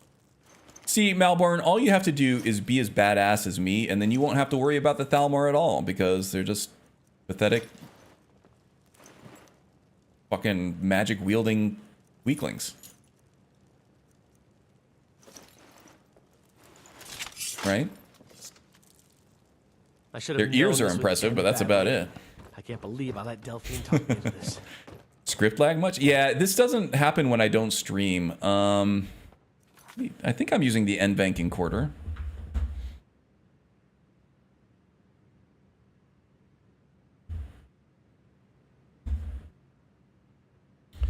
Settings, stream, output. Yeah, NVenc. There must be something stressing the CPU, specifically the one that the core that Skyrim is using. Because Skyrim is not a multi-core process, it just uses the one, which sucks.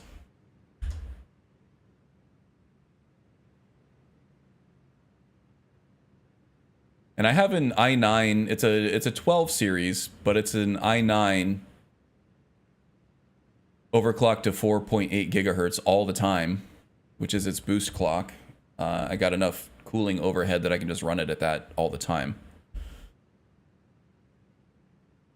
And yeah, just I don't know.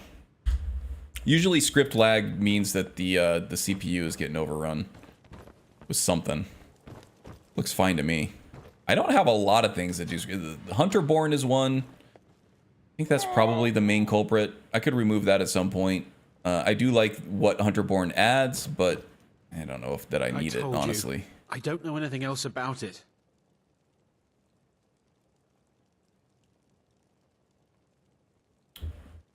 Something else Bethesda can't get right. I think the Bow of Shadows wasn't actually BGS. That was that was one of the people that they contracted, because Bow of Shadows is a creation.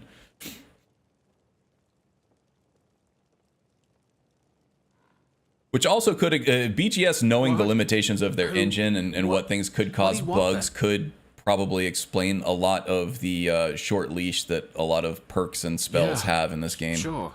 Okay. Come on. The Bow of Shadows has a different issue for me where it'll make me permanently invisible. Yeah, it's just permanently invisible. I haven't seen that one, but I have seen it where it just will randomly turn me invisible after a while. Kind of sucks. Yeah, it just bugged out of nowhere. Yeah, I don't know what the rhyme or reason. There's a lot of speculation that it could be other effects overlapping it and causing issues. Whatever you want. But let's go, now. Don't use spells really, just mostly utility and minor healing. Other than that, it's mostly poisons, pure stealth. Yeah, but if you're using Ghost Walk, that could bug it out too. I wasn't using Ghost Walk, but I was using other invisibility spells along with the Bow of Shadows when it bugged out on me. Specifically the hide spell, I think, for a long time, the one that you get with that ring that you get from the fishing quest line. The Ring of Khajiit, I think, gives you the hide spell.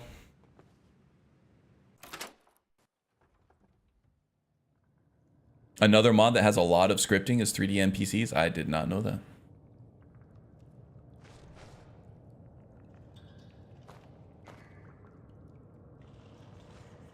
Chris Takahashi. Chris Takahashi did a lot of the questing, the quest writing around the different creations. He didn't write the creations themselves, a lot of them, but he is credited on a lot of them for just doing the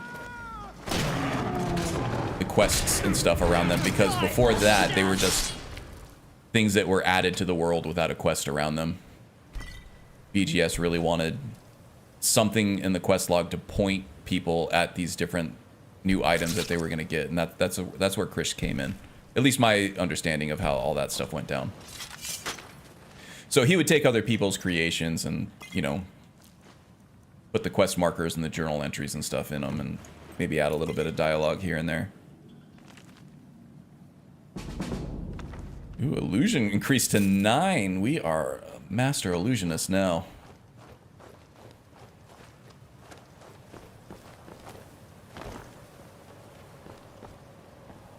I've heard quick shot bugs it out too because of the draw speed on it. Oh, could be. It is the fastest bow in the game. I don't know if it's faster or if at least is on par with Zephyr, but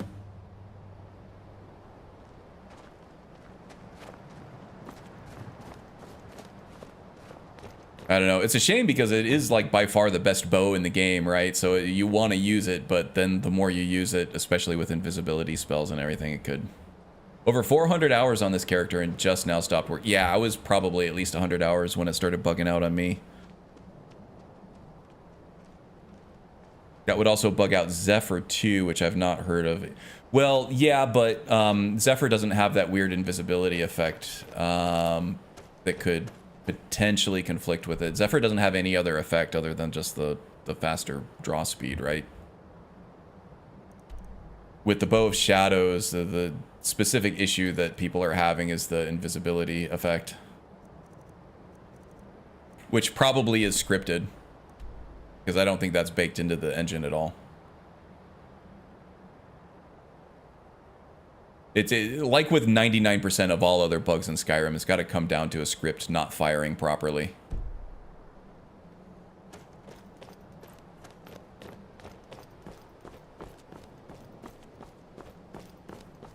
Oh, yeah, okay.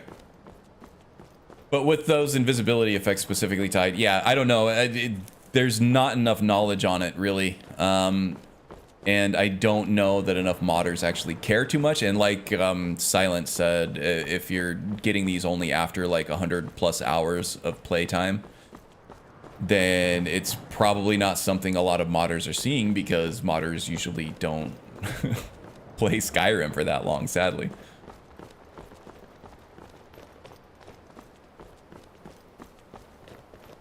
Mod authors, I mean, not people who are just modding their game.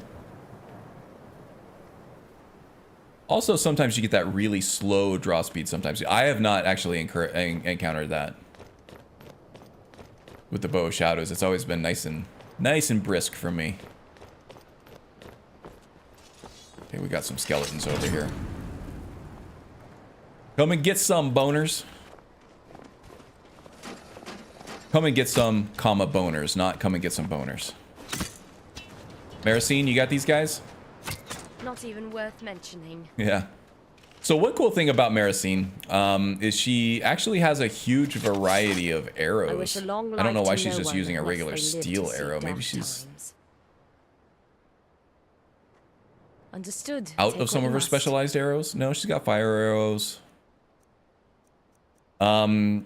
I think that these are dynamic. Her arrow stock tends to change. Very well. Which I think is why she has 2 identical elven bows of fire. I did not give her these. These came with her. And then she's also choosing to use a weaker unenchanted bow. What the hell's going on? Nerevar guide us. Yeah, there she goes. Yeah, I don't know. There's yeah, speaking of scripting, I think that those her who knows what dangers arrow inventory is actually scripted, so probably one of those scripts that you're talking about. Which is also why she has duplicate bows in there too, because I think that her inventory is probably scripted.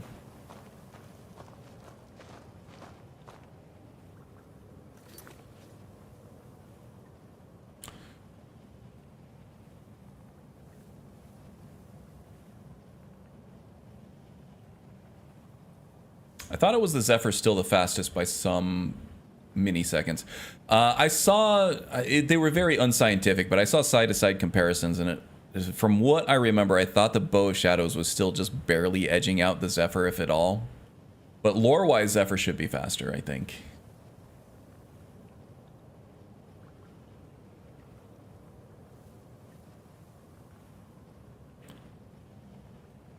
At their bases, Bow of Shadows 20% faster, Zephyr 30%. So Zephyr should be faster, you would think, right? Attack speed fix generally fixes the slow attack speeds. It's the second perk for the zoom slowdown on the bow It'll stay on there even when you aren't using it. Oh, okay, I see. Yeah, that's just another, well, I don't know. I want to say that's a script not firing, but that sounds like just something mistimed in the game, because I don't think that's a scripted effect. I think that's something that's baked into the game engine that they can just fire off.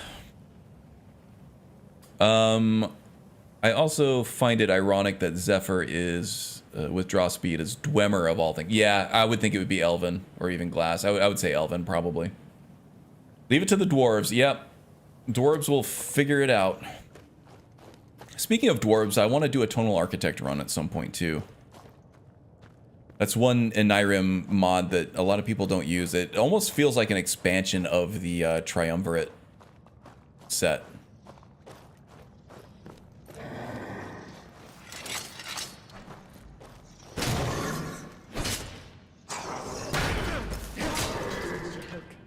Trying to build up my normal attacks to get up to that thundering blow. You're dead. Regular non-power bashes count as regular attacks when you're going up to thundering blow. By the way, Necromancer Adept. We're gonna hit 8 here real soon. There it is. Thundering blow is ready. You stand a chance.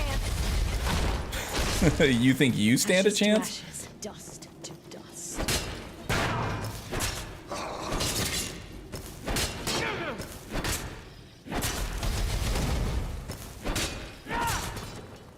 Kaboom.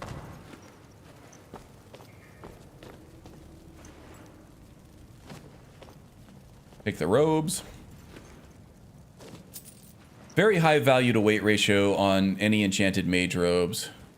Usually the unenchanted stuff is not worth taking. I'm gonna take all the fly amanita I can because Major Slack has conditioned me for these power potions.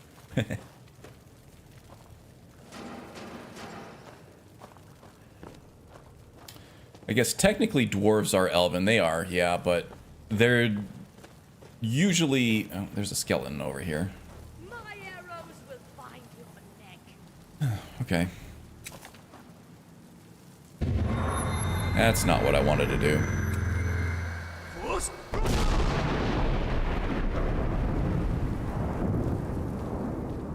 Oh, swing and a miss on that one. I was trying to knock him down. But I do have a bow that I can use. Should be an easy one-shot. Yep. So are orcs, yeah. Orcs are a little more complicated. There is some lore that claim that they are beast races or completely separate from the Orsimer. But I think that the standard accepted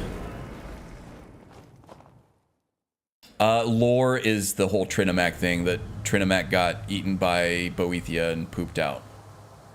Became Malakath, right? And then all of the Orsimer turned into orcs at that point. Wolf Queen, hear our call and awaken. We summon But there are Hema. books that claim, like the one of Topal the Pilot, Father of the Niben, I think. He claims to have seen orcs in one of the Tamriel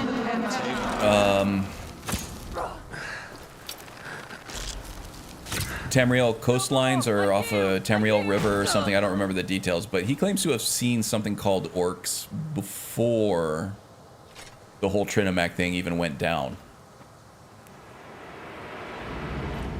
So that adds a little bit of a wrinkle, some controversy into it. It's fun to roleplay that aspect of things. I had an orc who was also kind of a scholar. He was an orc warrior who had some talent with spellcasting and had a great affinity for books and lore and legend. Your magic is no match for me, warlock.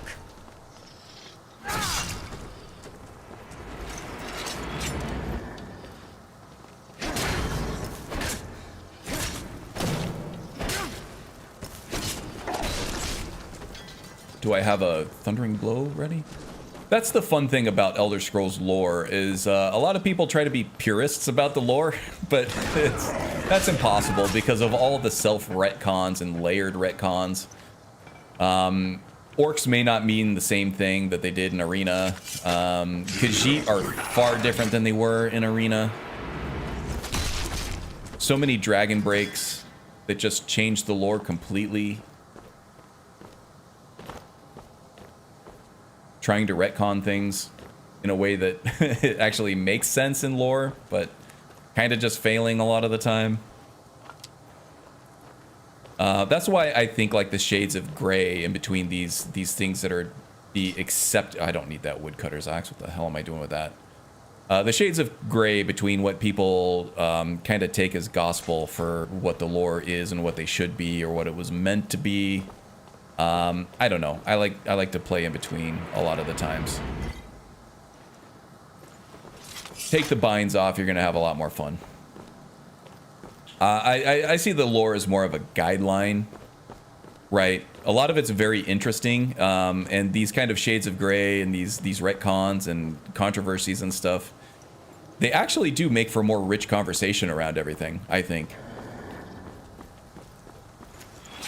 When you don't get the people who just get kind of pissed off for attacking their perception of how Elder Scrolls lore is or should be.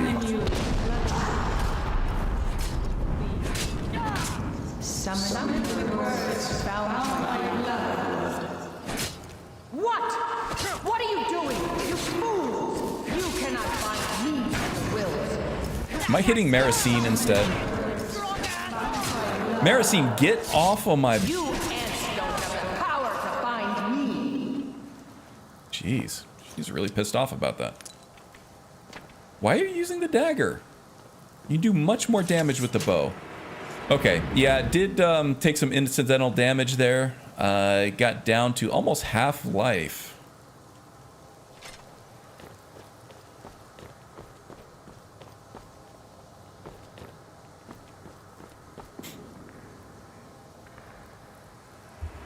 So orcs and dark elves are descended from Chimer. Orcs were the Chimer worshippers of Trinomach, and the dark elves were cursed by Azura. Right. Was that Trinomach? Are the dark elves former Trinomach? I thought they were... Malakath is their Jesus. Orcs Jesuses? Yeah.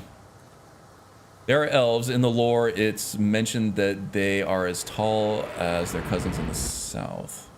Dwarves, I'm guessing. You can't be a lore purist in the Elder Scrolls. I'm all the Kalpas, with all the Kalpas and Dragon... Yes, absolutely. I'm of the same opinion. There's also wood orcs of Valenwood.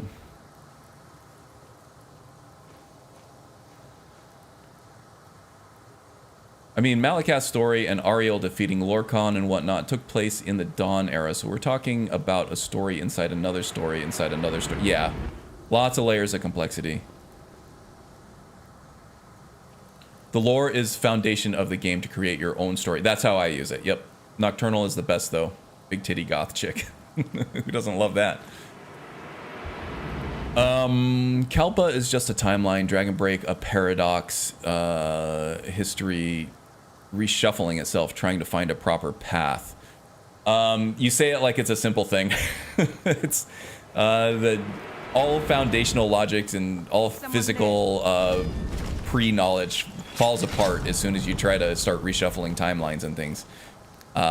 It's never ever as complicated as just, oh, it's just this.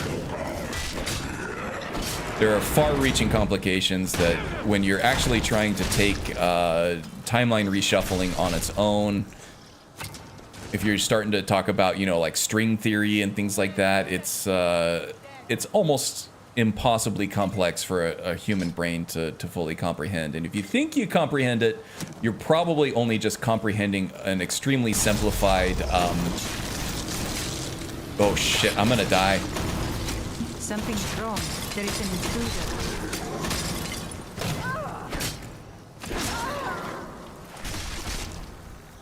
Luckily, I have some ultimate healing potions ready to go.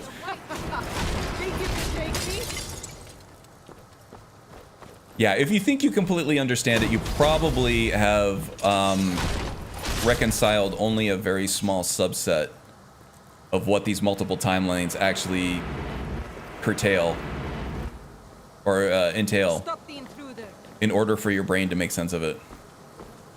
Hey guys. Were you guys playing some D&D? Oh shit.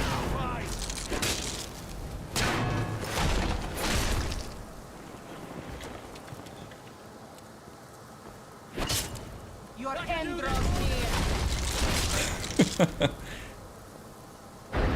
You gonna reset, or are we? No, we're not bros anymore. Okay, it's all right. Dragon steel armor. This is the AE stuff. This is the insulated dragon plate armor. Dragon steel armor is the modded stuff, I think, that comes with immersive armors. It looks similar for sure, same kind of vibe, but this is something separate. Yeah, the AE creations, 100% resistance to fire definitely comes in handy when you're playing, when you're fighting ancestral dragons on, or ancient dragons, not ancestral dragons. I'm getting my Diablo terminology mixed up now with my Elder Scrolls terminology. Ancient dragons trying to kill you instantly with fire. This one helps a lot. Got carrying capacity, two-handed attacks, and health fortification. Very good. Very, very good for a warrior.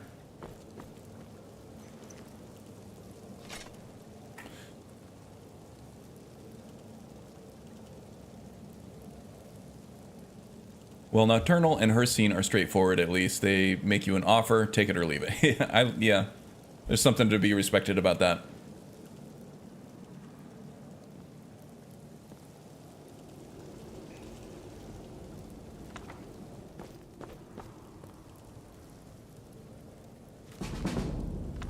Light armor, sure, whatever. Just need any skill increases I can get now in order to increase my level in order to get more perks. Once I'm done with the build guide for this, I will, I've only taken 50 perks so that I can make this a level 50 build. But I'll go back once I make the build guide and fill all these out with extra perks and really hike up the difficulty at that point. All right, let's go through and just make sure that we looted everything. There might be some highly valuable items that these necromancers are carrying.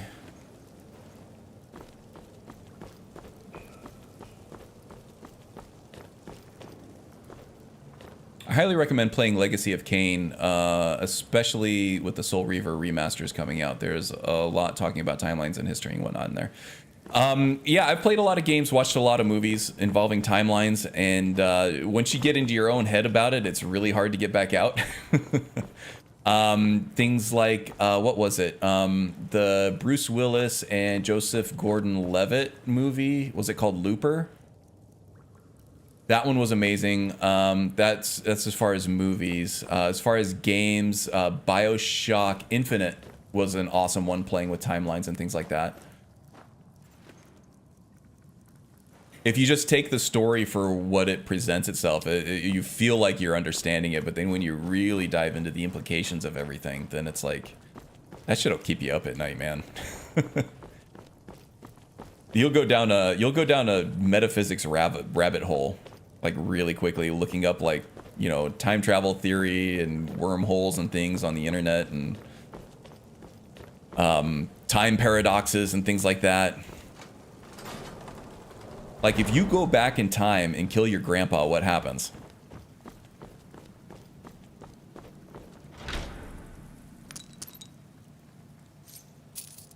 Your own existence at that point is a paradox in all timelines that have spawned off from that one event. If there's like a singular unified timeline for everything, which I think most people probably subscribe to because that's the easiest thing to comprehend and to make sense of, then like, if time travel exists, which it theoretically does, if you can find a space vessel that can both make it to a wormhole in your life, in the amount of time that it takes for you to live, and not die. I'm going the wrong way, aren't I? And then you can travel through that wormhole to a place where the light from a certain star hasn't gotten there yet. You're technically traveling back in time. And if you can do that and take that same vessel and make it all the way back to Earth before that light makes it to Earth, then you're technically going back in time on Earth, and you can meet your grandparents and things like that. And in that unified timeline, theory, if you kill one of your ancestors, what happens to you? Does the timeline allow that? It shouldn't even allow that, right? If all time is, because you shouldn't even be there. Just the fact that you're there, meeting somebody who, you know, has your next ancestor as just a little spermie in his testicle at that point. You shouldn't even exist, really. It gets pretty crazy. And that's where the string theory comes in, where it's like each one of these choices that you have on a day-to-day basis, there's another timeline that spawns off of it, making another timeline from that point forward. And so there are just infinite amounts of strings that have these timelines that are spawning new universes each time you make these choices. It gets pretty trippy, like really trippy. And I have actually played the original Legacy of Kain and Soul Reaver. And I don't remember the timelines from each. I don't know if I actually finished them, but I did play a lot of them. I haven't played Legacy of Kain. I played Legacy of Kain 1. I don't think I played a Legacy of Kain 2, but I did play Soul Reavers. Or Soul Reaver. Review on Stag Prince bow I find useless. I don't think it's useless, but it's definitely not nearly as good as the cost of getting it, right?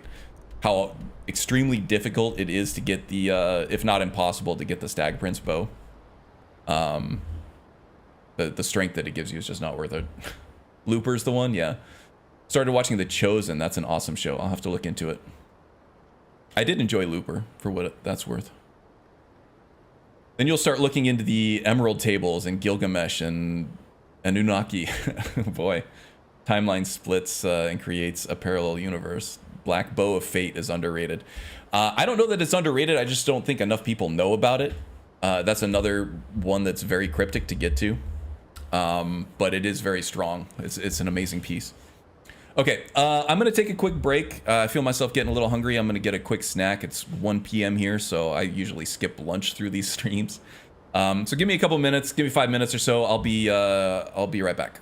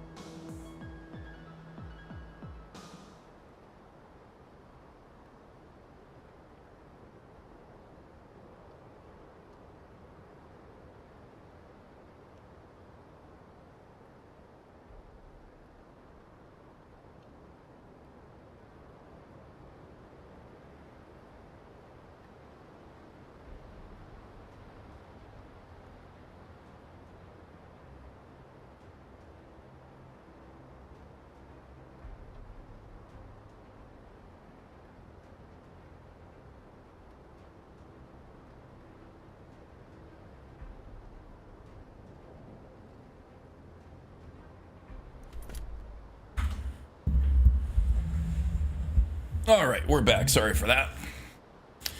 There's a time theory called eternalism, and to put it simply, imagine time like a cube. Each of the sides of the cubes, including the corners and the cusps, is its own timeline. Interesting. I think that's probably very simplified because I can't make heads or tails of that, personally.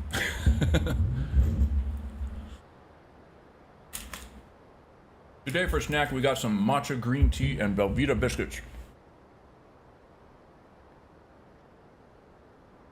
Black Bow of Fate for me is best bow. Yeah, so the problem I have with the Black Bow of Fate is it's better used for combat archery than it is stealth archery.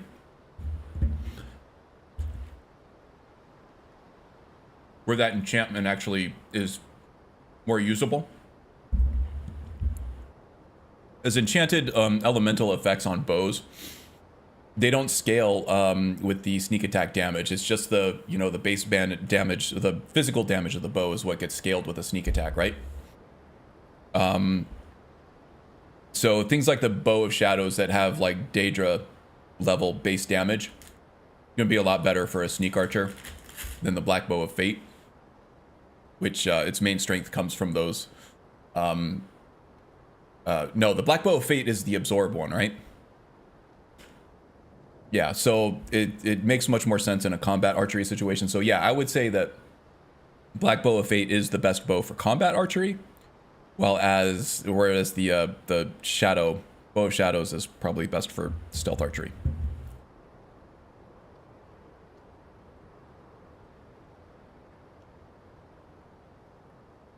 So I wrote a time travel story for a writing class where the characters could go back in time to their younger selves, effectively unwinding time in the process. This limited them by only going into their previous selves. Okay. Seems like a reasonable limitation. They had to effectively run from the corrupt time police who had a shoot first and ask questions, never policy. Nice. Sounds like it would make a good TV show. Kind of reminds me of like an Altered Carbon type thing, where instead of like time traveling to a previous self, you're actually transferring your consciousness from one body to another. Similar, but different. Absorb chaos. Yep. I got it mixed up with the Bow of Ruin, which is also another really good combat archery bow. It just looks like hell. We like Imperious races, but I would change or tweak a lot of the abilities. Like orcs wouldn't have the enchanting nerf, but would have a lower equipment debuff.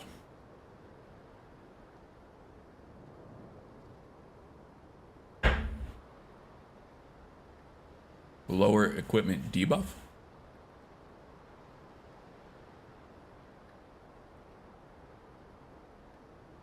Or just lower equipment buff?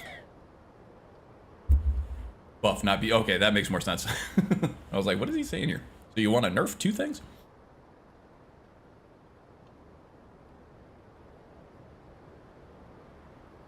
Ah, that's good.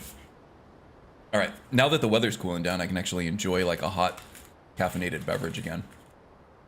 Don't like coffee. I have come around on the matcha green tea though. Good stuff. Very high in antioxidants. A little more caffeinated punch than a regular green tea.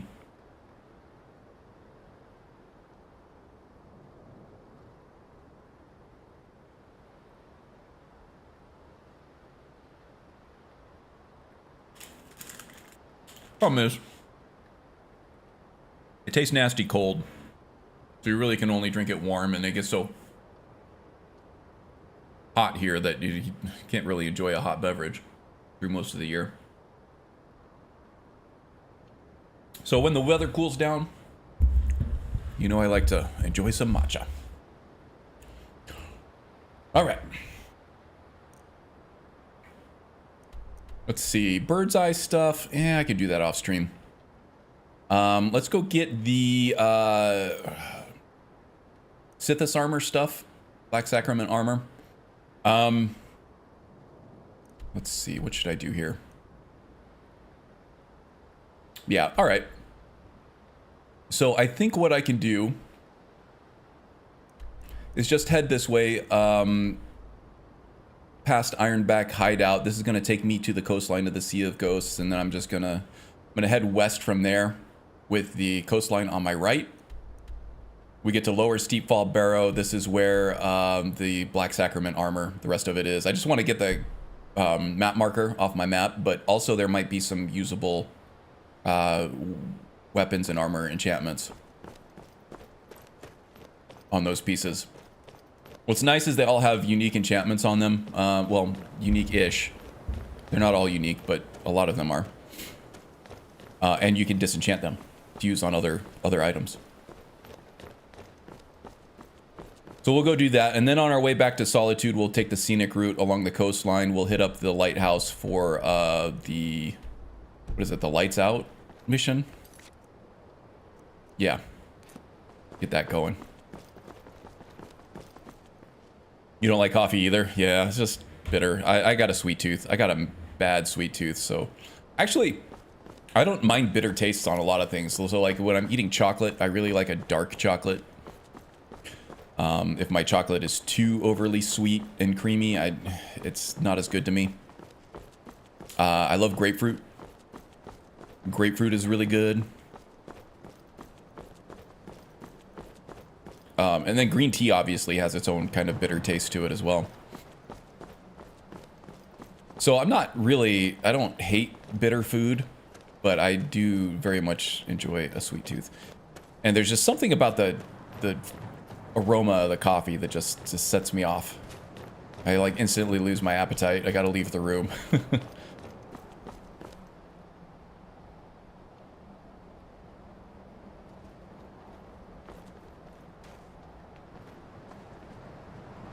Red guards would get an attack and move speed bonus for their daily power. That's because they have never Yeah, the Red Guard's daily power in Imperius is cool, but I struggled to figure out how to use it effectively, you know?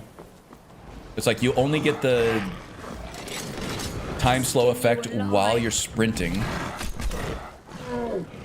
Alright, buddy. Mercine's just gonna take you out, huh? Oh, no.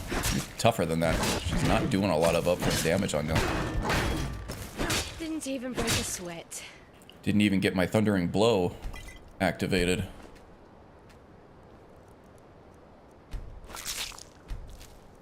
Get rid of some of this stuff here.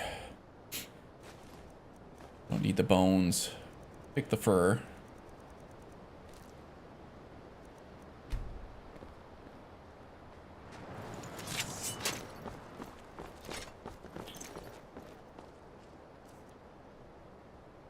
You love grapefruit? I like it when my food hurts. You love black coffee? I also like unsweetened tea and matcha. Yeah, a matcha bro. Massive sweet tooth and dark chocolate, like 70% is good. Grapefruit, though, you lost me there. That's gross. Yeah, I've heard grapefruit described as giant yellow balls of poison. And I can't disagree. They don't taste good, but I still like them. I don't know why. It might be like a psychological connection to it as I had that I had like as a child. I just used to love the experience of going out in the yard and picking a piece of fruit off of the tree and then, you know, having like my mom or my grandma like cut it in half and put a little bit of sugar on it or whatever. And then as I got older, I started dropping the sugar. But yeah, as I grew up, I bought a house that had that has a grapefruit tree in it, and that like there's a lot of nostalgia in there for me. I still like get in my feels whenever I go outside in the morning and pick out a grapefruit that I like off the tree and pull that off the tree and cut it in half right then and there. Start digging into it with one of those serrated spoons. It's good stuff. And I do have a bunch of grapefruit growing on there right now that I'm excited for it to get ripe, for them to get yellow so I can start adding that to my breakfast routine.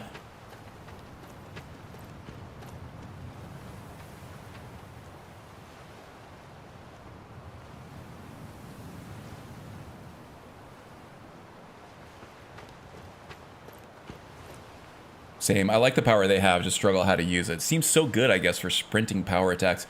You would think, right?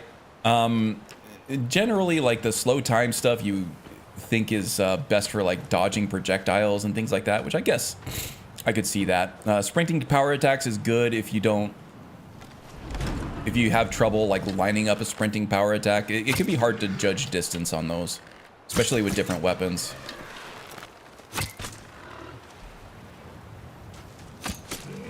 But once you get good enough at judging the distance on your sprinting power attack, that one was even probably a little bit too close. I sprinted just a little bit too long on that one. But once you get good at it with your specific weapon or whatever, you probably don't need it as much.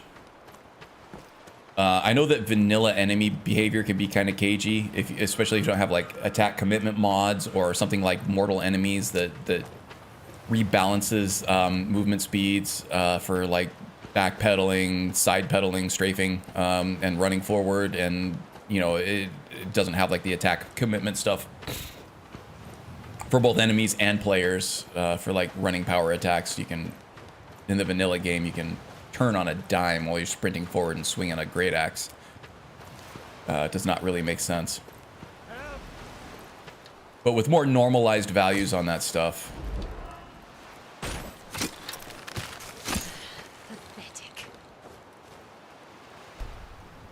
makes it less of an issue. So maybe it's one of those things that I think it's called Red Sand Dance. Maybe more useful in the vanilla context than it is in mods that adjust combat to be better overall.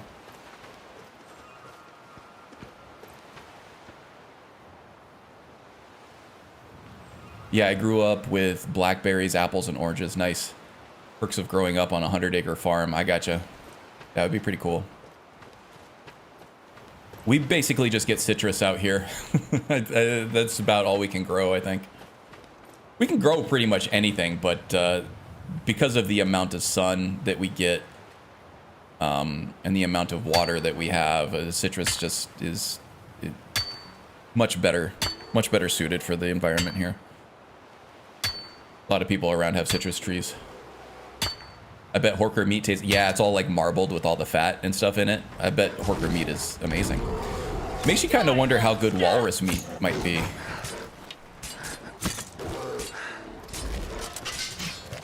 Maricine, you're getting eaten.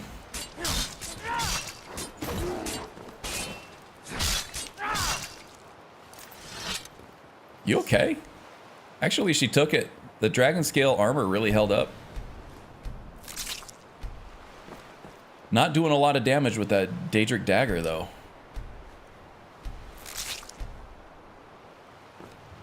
Oh, I am cucumbered. All right, Maricine, help me out here. Like the Foyadars of the Red Mountain, You see her start to walk away, like as soon as I say, hey, I'm over encumbered. Come use my burdens. She's like, I'm out of here. Does she have anything in the pack right now? Okay, no, I emptied that out not too long ago. That's good.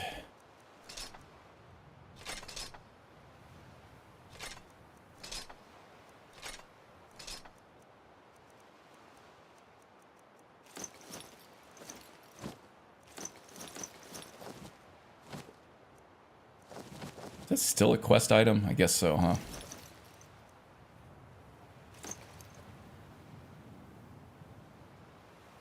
This is interesting. I feel like...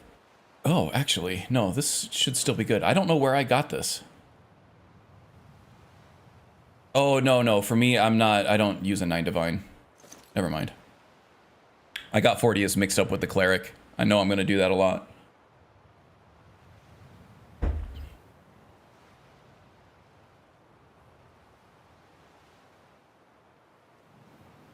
Especially that dumb Matrix dodge when you shoot, yeah, the sidestep, the psychic sidestep. They'll do that even if they don't detect you, by the way. That shit sucks. That sucks bad. Yeah, there are mods to fix that. I can't see why they wouldn't work on Xbox. I think it's called like no BS dodge, projectile dodge or something like that. That one's been around forever. I would be surprised if it's not on Bethesda net.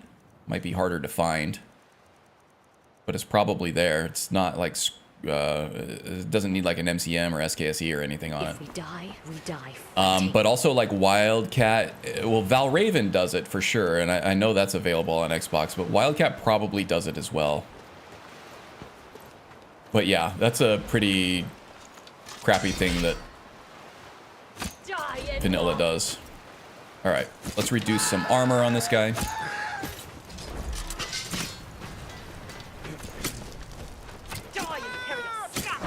Oh, that was a swing and a miss. Probably could have used Red Sand Dance there, but I'm really having trouble with the lighting there.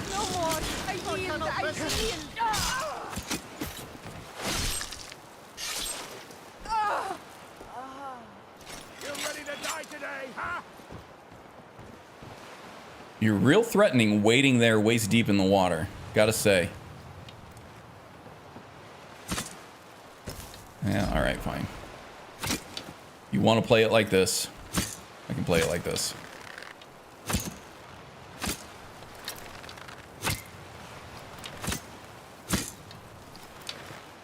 Wow, he's a tough one. Brigand, huh? It's reduced damage output. Not good for my arrow stocks, that's for sure. With this playstyle, I typically don't use the bow as a primary source of damage output anyway. It's really just to apply that armor reduction enchantment so that I can get in with my melee weapons and do more damage that way.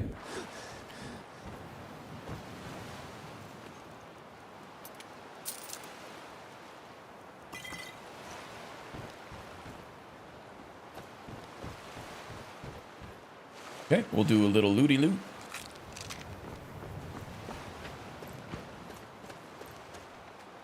Little shooting and looting. Maybe some tooting.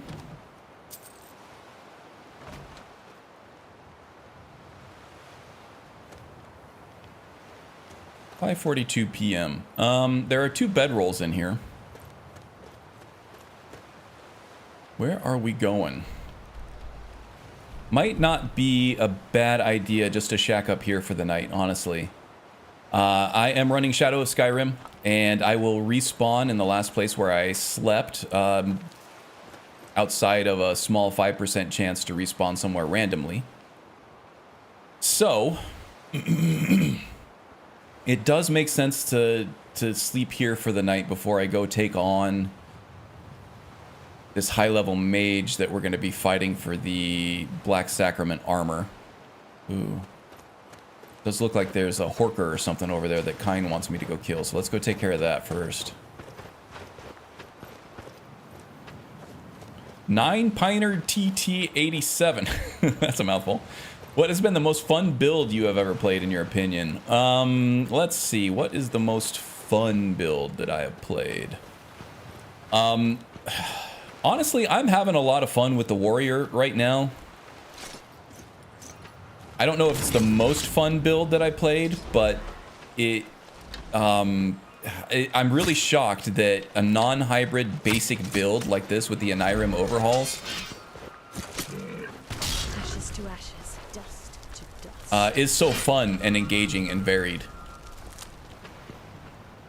So that's up there, but maybe the most fun would be the Shadow Mage. And I did put a build guide out for that probably a couple of years ago at this point. Just telling you how to get the most out of the Triumvirate Shadow Mage archetype. That was a lot of fun. That one might be my favorite. What about you guys?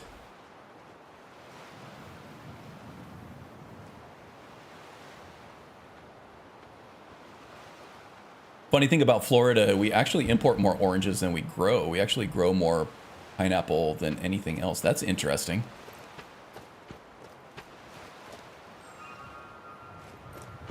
Aren't you guys like the leader in exporters of oranges in the United States? Maybe not. Maybe that's Texas. Tropicana is in Florida, right? And then Minute Maid is Texas.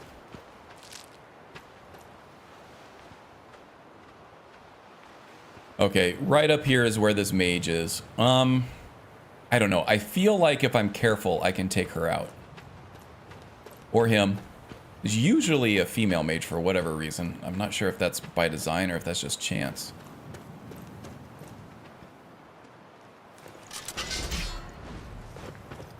I really want to cull these porkers out of the way first.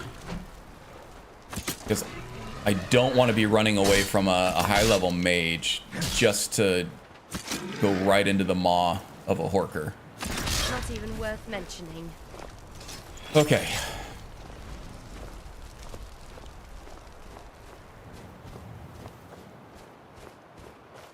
Yep, there they are right over there. And they've already made me. Okay, I was gonna try to figure out... Yeah, very high level, powerful magic here. And again, I'm gonna get sandwiched between the... Atronach and the Shock Mage. Okay. Oh, sorry. She actually ran out of magicka really quickly. That was fortunate for me. All right, some very valuable robes and stuff here too. I'll take it. Tribunal stuff. It doesn't look bad. With the Zapio overhauls on the immersive armor stuff, pretty much every piece looks way better.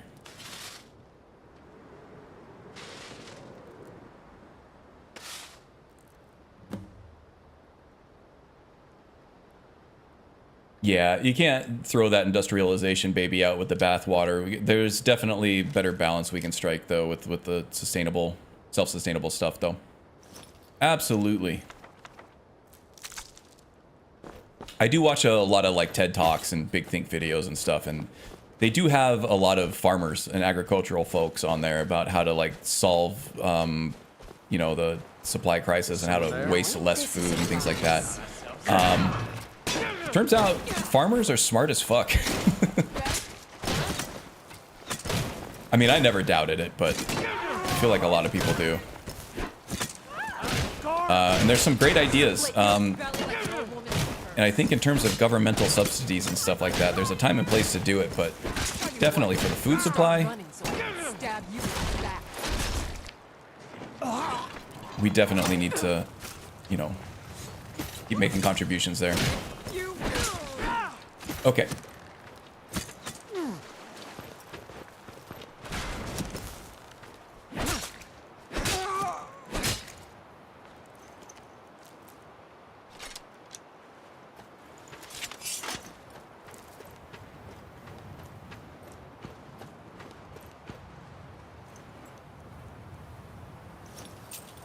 Okay, here we go. Lots of high level stuff here. Bosmer reinforced cure. That's way too heavy. Buckler, still too heavy. All right. I think we're good.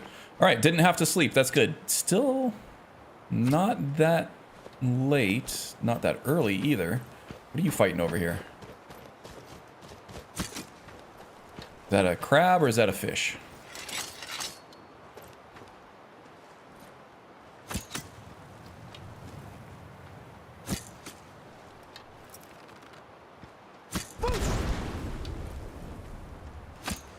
I don't even see the damn thing.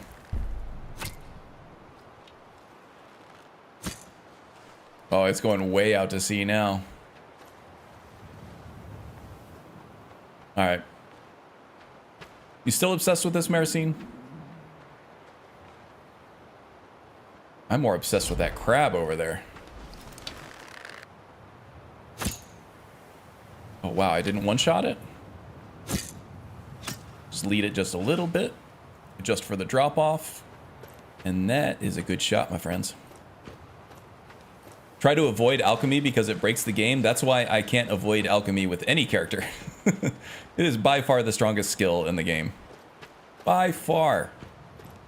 You don't even need to be a sneak archer if you have any kind of alchemy skill whatsoever.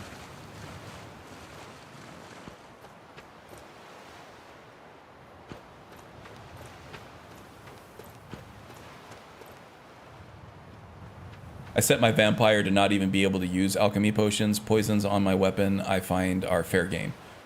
This vampire is now definitely my best creation I've ever done. The Falmer, you're still doing the snow elf? I've seen you posting more mods in the Discord, which usually means you're gearing up for another character. And with how busy I've been this week, I haven't actually been able to join any streams or anything. I've been kind of like a hermit this week. So glad to see that you're still getting some play out of the Falmer. Also, a pure insane fire mage is just rewarding to watch everything go boom. Yeah, I played a Skyrim pyromancer with my scorpion build. It was more of a hybrid build, obviously. You have you know, your blade and also unarmed. Fight with your katana, you fight with the whip or the harpoon, and then also unarmed stuff. So that was a really interesting split of skills that I used to. It was definitely a challenge to get 50 perks into all those different skills to make something cohesive and coherent. But the pyromancy aspect of it was super fun. I kind of want to lean into it with a full Skyrim pyromancer at some point. Not gearing up for anything new. He's fucking amazing. That's awesome. Also been the most stable list so far. Yeah, I remember you had some, maybe it was Dindalod issues or something at the very beginning, but I'm glad you got those fixed. Got those figured out.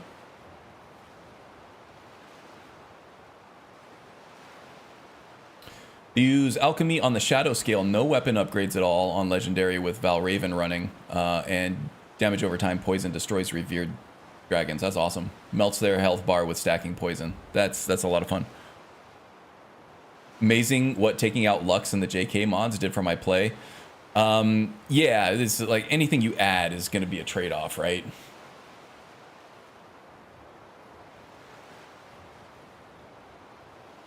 Your OP werewolf build was perhaps the fastest killing machine ever made. That thing was crazy. That would do well on like the 7 times Wildcat modifier, I think, because that thing just, oh, that thing ate up everything. Especially when you combine with your druid build, that's just not fair. Right, and that one did use a lot of alchemy. I made my alchemy bed early on with the druid because what I do with those triumvirate builds is I look at all the spells and I really try to figure out what playstyle and I was going for with it, and then I build off of that. So a lot of that was druid craft, which, you know, you turn a dead enemy into some random alchemy ingredient, right?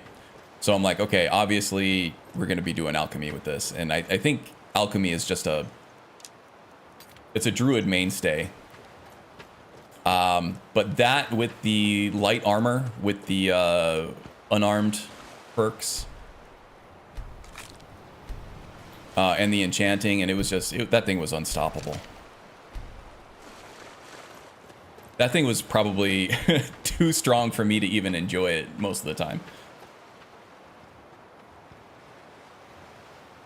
The OP werewolf build got off the ground really fast too. Yeah, that one didn't take long. That was a test build that like a week or two later I had a full build ready for it.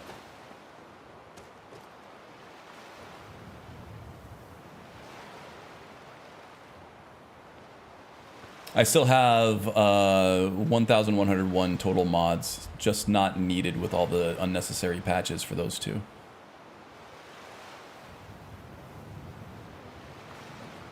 Oh yeah, a lot of patching with those. JK City don't work for me. It was just a crash farm. Some of them are like that. Doesn't Druidcraft also allow for harvesting more than one ingredient too? I don't know. There are... I don't remember on that one. Actually, I could check though. I don't think so. There is a perk in the alchemy tree.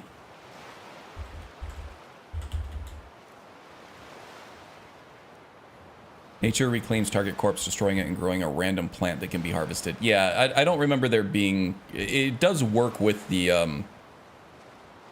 alchemy perk. It allows you to take more than one. Oh my gosh, I'm like burping over here. Burping and hiccuping. Oh shit, I gotta eat something. It's way early in the morning. Shit, I should have slept in a little longer. Yeah, it does work with the alchemy perk. I'm losing my train of thought. Burping, hiccuping, and then just completely like deletes my brain. But I don't remember there being an increase in harvesting for Druidcraft. Might be. JK stuff isn't well optimized. I ditched them all. Yeah, that's why I think a lot of the cities of the north, JK Skyrim, they do a lot of really cool things.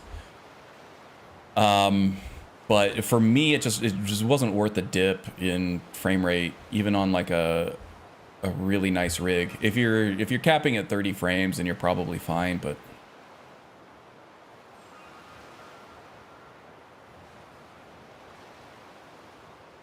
yeah, the Hearthfire plantables they do. I didn't think the Druidcraft does. It's been a while since I played the Druid, but I don't remember that being a thing. Could be wrong. Also, the Horned Lord build maxed out was amazingly OP on its own. Yeah, it was. That's all about the balance of Horned Lord comes from it running down your magicka bar, right? And once you're out of magicka, then you have to transform out of that form. Also, the fact that you get a huge bonus to your unarmed output based that scales based on your alteration skill, and if you have the unarmed perks, it will scale based on your stamina levels as well, and any kind of speed buffs that you have. So it's like you just got buff on top of buff, and like any one of those is going to be almost overpowered on its own, but then you combine them all and it's just like, okay, I'm just one-shotting everything in Horned Lord. And then if you have some kind of oh shit, that's probably going to hurt a lot. No, we're good. If you have like a potion, a long-running fortification potion with the Summer Mist enchantment that allows potions to last longer, and you also have the Lab Skeever perk that once you come out of an alchemy lab, your potions last so much more longer and they're so much stronger. You pretty much have just an infinite supply of magicka for such a long time that you can almost permanently stay in Horned Lord form and just one-shot everything. It's pretty unbelievable. It's crazy. Yeah, that Druid would have no problem at 7x multiplier for taking damage.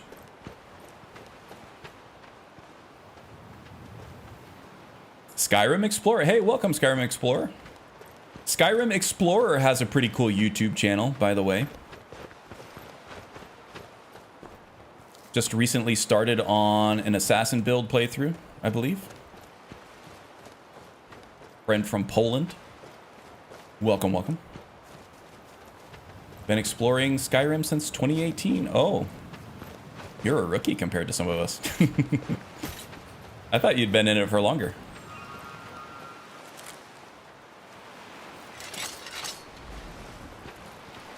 I'll skin you alive. No, the gameplay that I've seen of Skyrim Explorers, he does not play like he's been playing since 2018. He plays more like he's been playing since 2011. And the mark of a true veteran is using the Fortified Destruction potions on your mage characters. And he's definitely done that. And I was like, yep, this guy knows what he's doing. Like, instantly.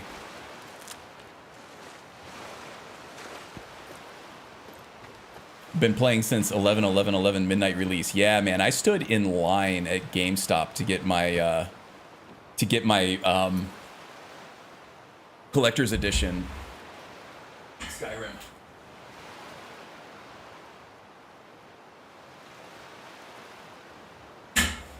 Oh, falling all over the place here. So yeah, this comes from. Oh, hold on, I'll get it. This bad boy was the PlayStation 3 huge cubed box set. This is back when collector's editions actually gave some pretty cool shit. But yeah, I get this huge Alduin statue on the wall and everything. I was so excited for this. I pre-ordered it like as soon as possible, and I stayed up all night playing the game when I got it on my PS3, which is objectively by far the worst version of the game. I had like thousands of hours on this thing.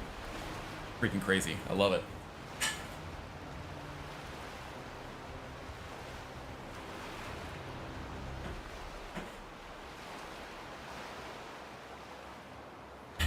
And then, of course, like any true Skyrim fan, I went on to buy another 4 versions of it.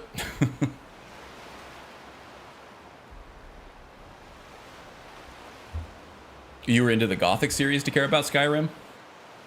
Yeah. Oh. Some areas may seem safe, but don't be fooled by the signs. Virtual camera time to switch between the two scenes here. Thanks for the shout out. Did we yeah, let's hold on. I'm gonna link to Skyrim Explorer's channel here.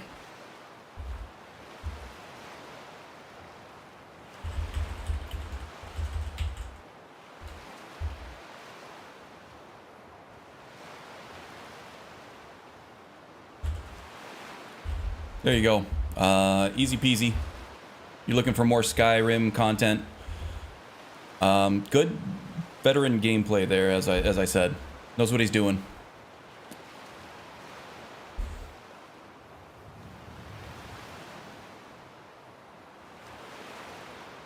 Stood in line as well as a GameStop on Camp Lahoon when I was in the Marines. That's awesome. Played the heck out of Morrowind and Oblivion as a kid. Yeah, I played the hell out of Oblivion. I kind of missed the boat on Morrowind. That game's really hard to go back to in terms of just the gameplay experience. Even from Oblivion. Try going back to Morrowind from Skyrim. It's tough. It's more of a CRPG really than it is an action RPG.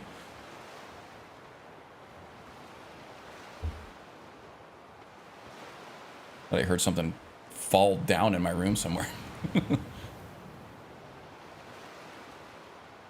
No, guess not. I think we're good. Subbed? Awesome.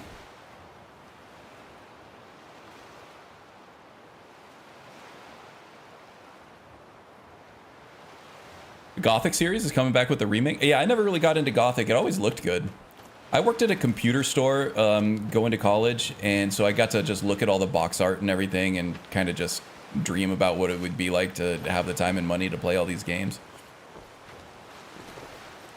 But I did get stuff at cost with a discount, so I did get to buy a lot of games. I just didn't have the time to play them because, you know, pulling all-nighters for college projects and stuff was pretty much all I had time for.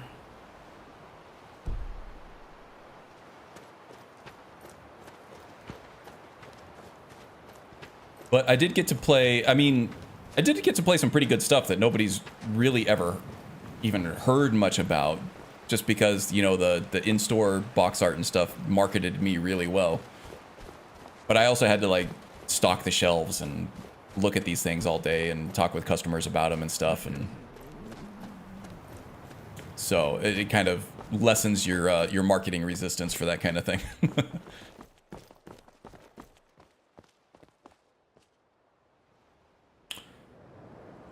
I have high hopes. Not sure if the vibe of the original can be remade. Bluepoint did it with the remake of Demon's Souls and Shadow of the Colossus. Yeah, Bluepoint is on point. Do you know who's remaking the Gothic series? Is that what Bluepoint's doing?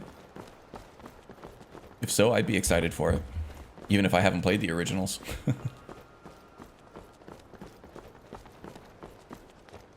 I do remember Two Worlds. That's one of the... I've heard that it was good. There are a lot of people who really like Two Worlds. But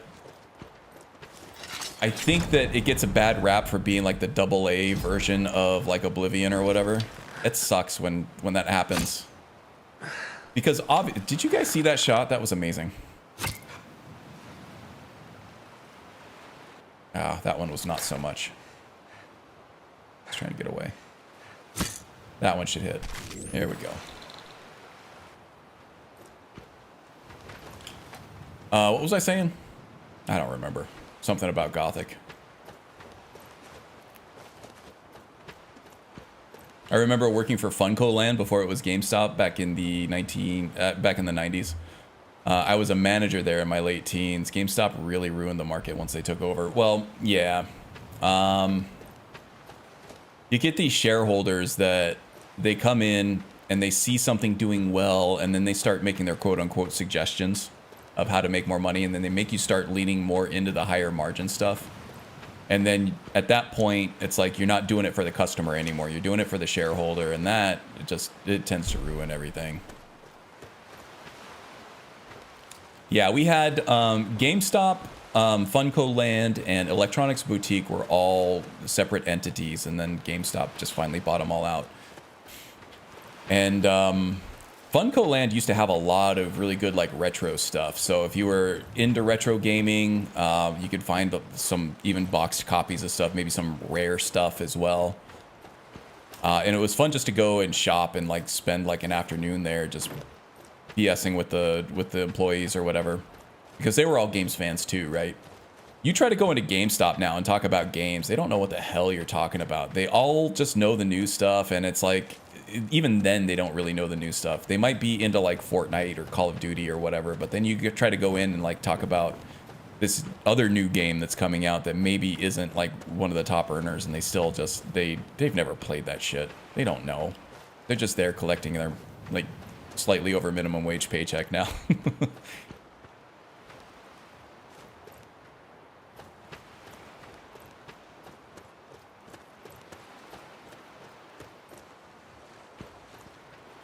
Oh, yeah, and then Babbage's. Yeah, we had Babbage's here, too. We had Babbage's, Electronics Boutique, and Funko Land. And that was before we had any GameStops that I remember, and then GameStop eventually just took over all of them. Babbage's and Electronics Boutique were mainly just new games and used newer games. But Funko Land at least had a lot of retro stuff. That was good stuff. Had them in our local malls.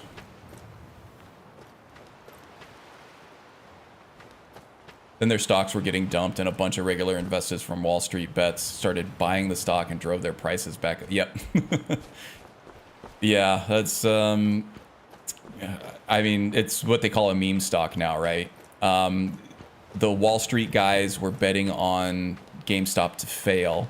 So they were doing what was called like a short sale, where, and I don't know the details of it, but somehow you can buy it at a lower price, or no, you buy it with insurance for it, thinking or knowing that it's going to fail at some point, that you're going to lose money on it, and then you make more money off of the insurance for it. It's called a short sale. I'm not an investor. I have somebody else that does that for me.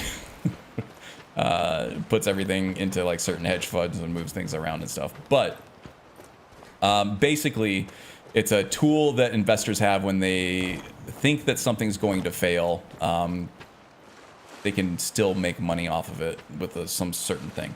So then Wall Street Bets, which is kind of like a grassroots movement that is kind of like the other 98% type movement thing against like the Wall Street guys.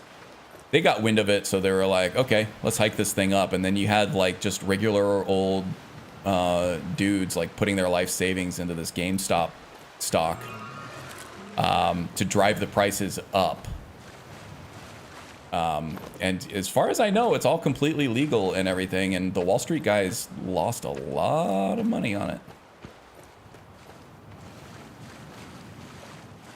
Now, GameStop is still very much a failing business. Just because its stocks do well, because of that meme stock status, it doesn't mean that the company's doing well. It's still definitely dying. It's going away at some point. And everybody who put money into that stock, if they don't sell it off eventually, they're just going to lose it. But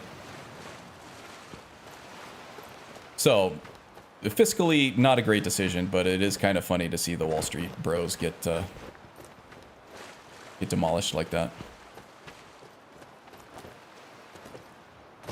Wall Street Bets is like a modern day Robin Hood. Yeah, it's just, it's nothing sustainable though, right? At some point you're just inflating the value of a dying business, and that's not how any of that works, but at least on a short-term basis, kind of cool to see that regular folks still have power over something.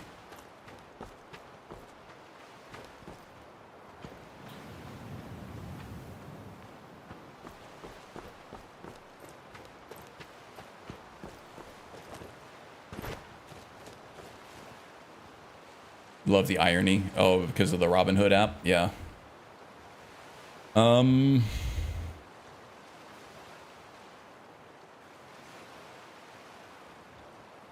They have no one to blame but themselves. They could have adapted, but they really drove themselves into the ground with their policies. Yeah, and I mean, it's like the same old story. This happens in every business pretty much, at least the publicly traded ones, where they have so much pressure to just keep increasing profits year over year over year, to where it's like, okay, now we have to drop some of these other products and some of these other offerings in order to double down on the stuff that's making us the most money. But when they do that, they alienate a huge amount of like their clients and their customers, because there were a lot of people that liked the variety of whatever you were offering before. But now it's like GameStop, they have like AAA releases, and even then it's hit or miss. You may not even be able to find it if you don't pre-order things, because it's like just carrying stock is too risky for them. It cuts into the bottom line too much. And they buy like thousands of copies of Call of Duty and Madden and things like that, because that's where they're making the money. And now most of their storefronts are like Funko Pop stuff.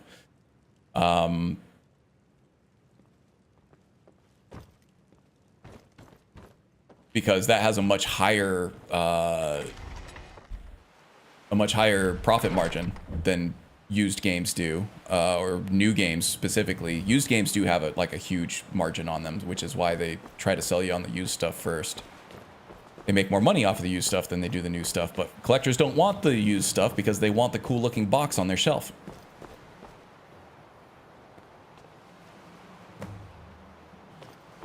So they stop offering some things, and they start only offering one kind of thing. And then they wonder why they're losing all this business. Well, it's because, you know, they were forced by the shareholders to increase profit margin, and that was the only way they could figure out how to do it. So if you're going to have a retro store or something like that, don't sell it unless, you know, you're trying to retire or something and liquidate things. But don't expect that it's going to survive much longer. Shareholders will milk it for all it's worth and leave it a pile of rubble in the ground. They've really become a pop culture store these days, just like an FYE. Yeah, but even from what I remember, FYE was much better because they had such a much huger variety of things than GameStop does.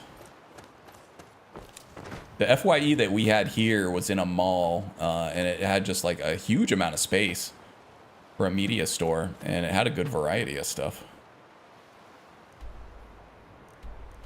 Oh crap, what am I doing here? Gain access to the Pelagius wing. Oh, this is trying to get me to go through the sewer to get back to the Solitude. I don't think so. What is this? Oh yeah, I gotta talk to Jari Ra's sister.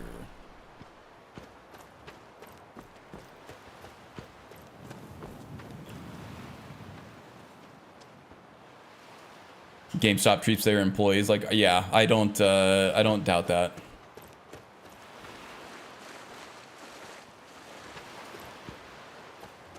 Retro stores independently owned is the way to go. Absolutely.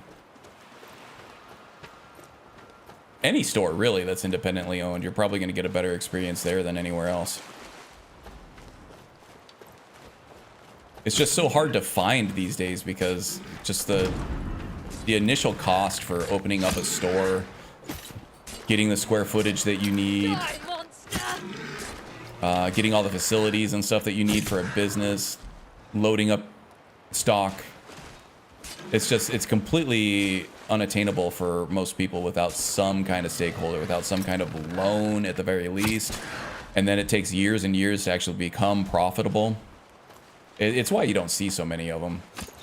Having any kind of business and making money off of it is very difficult to do. Pathetic.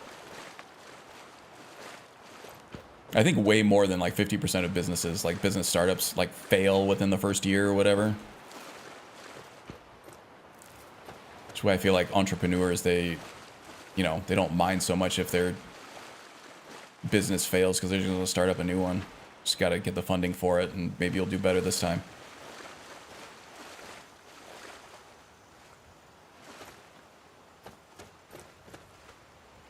We have a store here called Wayne's World. It's been owned by the same dude for 35 plus years. He rebuilds consoles, buys, sells, trades, and also has new stuff. He adapted while keeping viable. That's awesome. Yeah, and I feel like if you're earning a decent profit enough to live on, and it's like you're happy with that, a lot of, you know, lifetime entrepreneurs that they just, that's all they want to do is make money, and they want to make more money every year, and they want to make more money than the business next to them, and they want to make more money than Elon Musk all the time. It's like, keep your ambition in check, and you can probably run a successful business for a long time. Moderation is the key, right?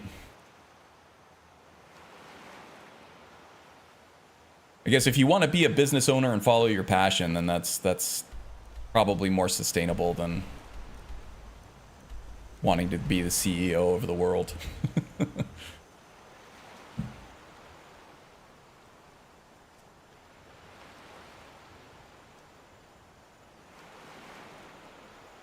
Yeah, that's probably like the coolest place to hang out too. Like just chilling and talking with that guy about video games and stuff.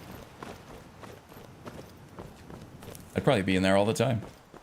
He's a total hippie guy, just wants his customers to be happy. Cool guy to chat. Yeah, I bet. He does profit, of course, otherwise he'd be in trouble, but in 2024, it's nice to see independent shops like his. Absolutely. Oh, I despise early mornings. I would love to have an independent video game shop out here somewhere. Just the GameStop is terrible. They don't care. Like I said,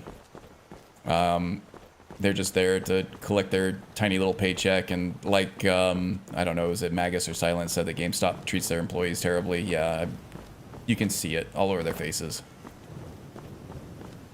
They're just beaten down. They just don't have it. They don't have the capacity for joy anymore. Let's see, how am I doing? I don't think I've eaten. Severe thirst and mild hunger, huh?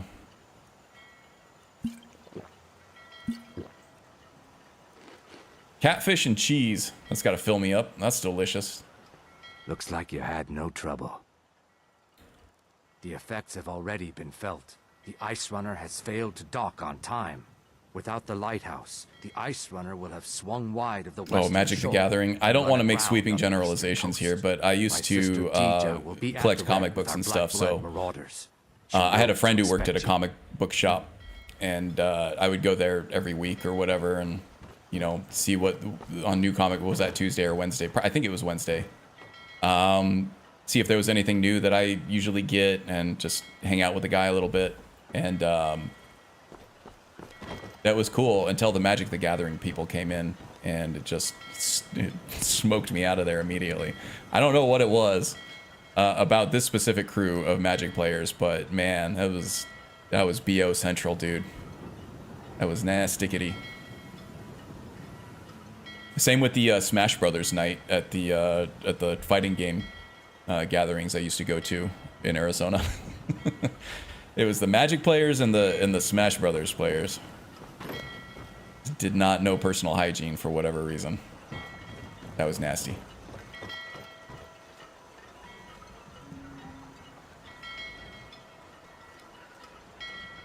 When your job is your hobby, it's not a job. That's kind of, I don't know, I worry about that. So I think about sometimes dabbling into like game development and things like that, but I also don't want to like taint my hobby with my job. Did I get a freeze? Yeah, I got a freeze here.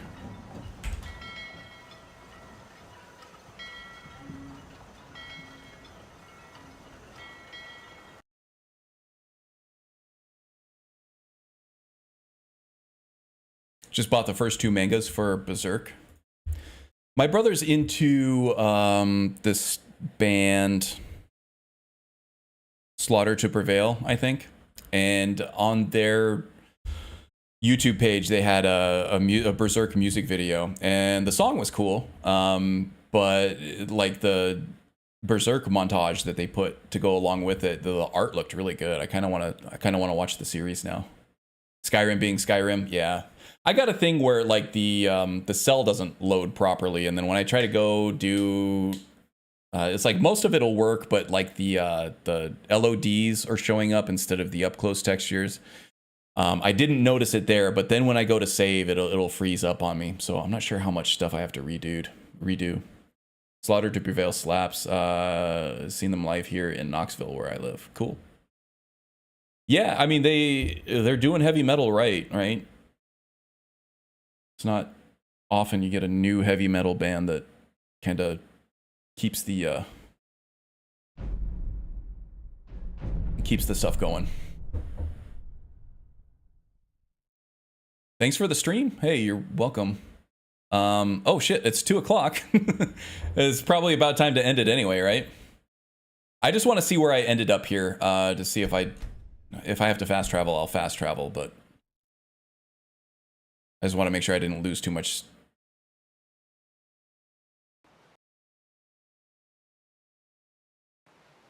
Lose too much progress. Oh shit, all the way back at the lighthouse. Yeah,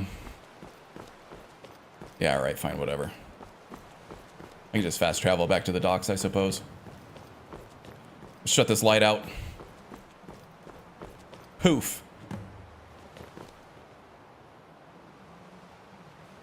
James is probably back now. You're a headbanger yourself? I am not as into music as I used to be, but I was all into the trio of bands, the triumvirate of metal bands that I was into was Metallica, Megadeth, and Pantera. And they all still hold up really well.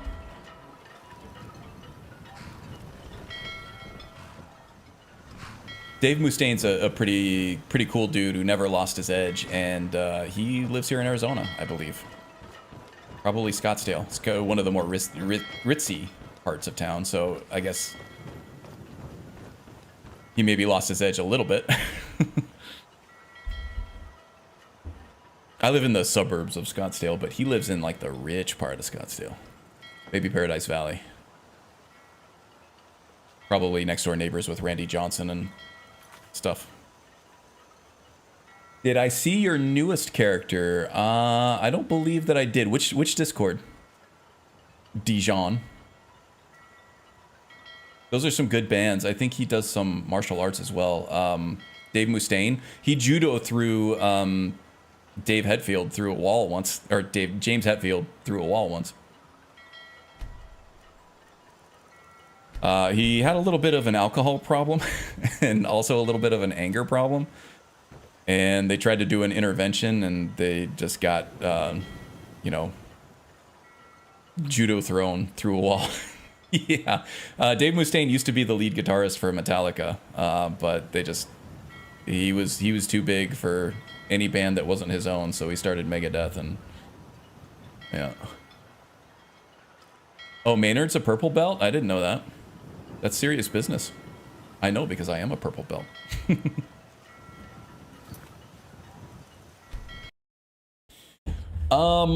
Yeah, maybe I should spar with Maynard one day. He's probably more practiced than I am. Perfect Circle and Tool. Yeah, those are all great. More progressive maybe than metal.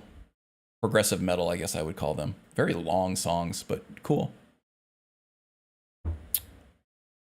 Maynard lives in Arizona too, the singer. Yeah, he lives in Jerome, or I don't know if he lives there, but he has a winery in Jerome, just outside of Cottonwood, up to the north. Pretty fairly well rated one too. It's done good business, I think. 3-stripe blue belt, huh? Nice. I also have I had the advantage of being a giant amongst normal people. But it's you know, it is what it is. You got to use your strengths, right? All right, guys. I think that's it for me. Just as Tom's here, so that means we have to end the stream. Didn't know you had a purple belt? Yeah, man. I also have some. If we're showing.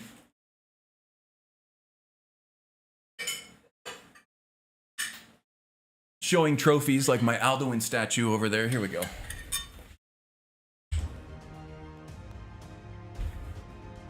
I have 4 medals actually from jiu-jitsu competitions. Silver medal from 2014. Boom. These are like serious medals too. They're like heavy, they're thick.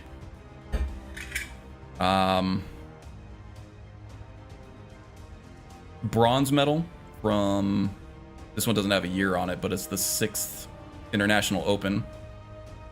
Bronze. And then another bronze one from 2016. The International Open. And a silver from the 4th Southwest Classic. It doesn't have a year on it. I can't remember. I do remember every single one of these fights though. And some of them I wish I could have back, but I always learned a lot. The tournaments aren't for everybody. They're scary as hell, right? Because then everybody gets to see how bad you suck at jiu-jitsu. But you learn so much from them. How's your body holding up from all? Oh, I quit jiu-jitsu 2 years ago. I couldn't take it anymore. Yeah, it was inflammation stacking on top of inflammation. I got to a certain age, and I couldn't recover fast enough for one class a night or 1 class a week. It was tough.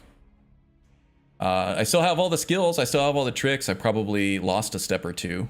We do have a Gracie Baja gym or studio right across the street from where I live, but yeah. Yeah, it's tough. It's hard on the body. I think it translates to something like the peaceful way or something, or the gentle way or something like that. It's not gentle. It's a lot less punishing to get punched in the face over and over again with boxing than it is to get thrown to the ground and smashed several times a night. Oh, your ears? I never had a problem with the ears. My coach was Megaton Diaz. He has a fairly small, the gentle art, yeah.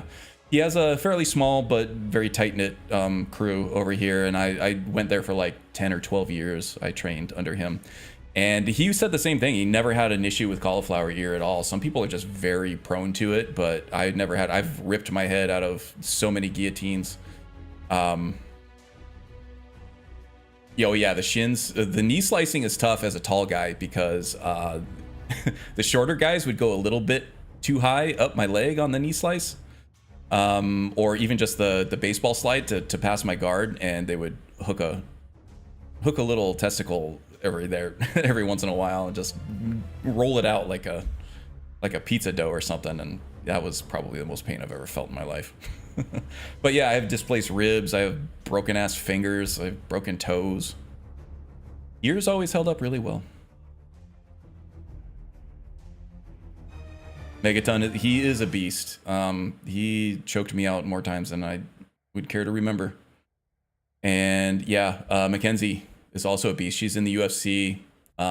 She's taken her game to the next level. She's not just a jiu-jitsu person anymore, but yeah, they're quite the dynasty, quite the jiu-jitsu dynasty.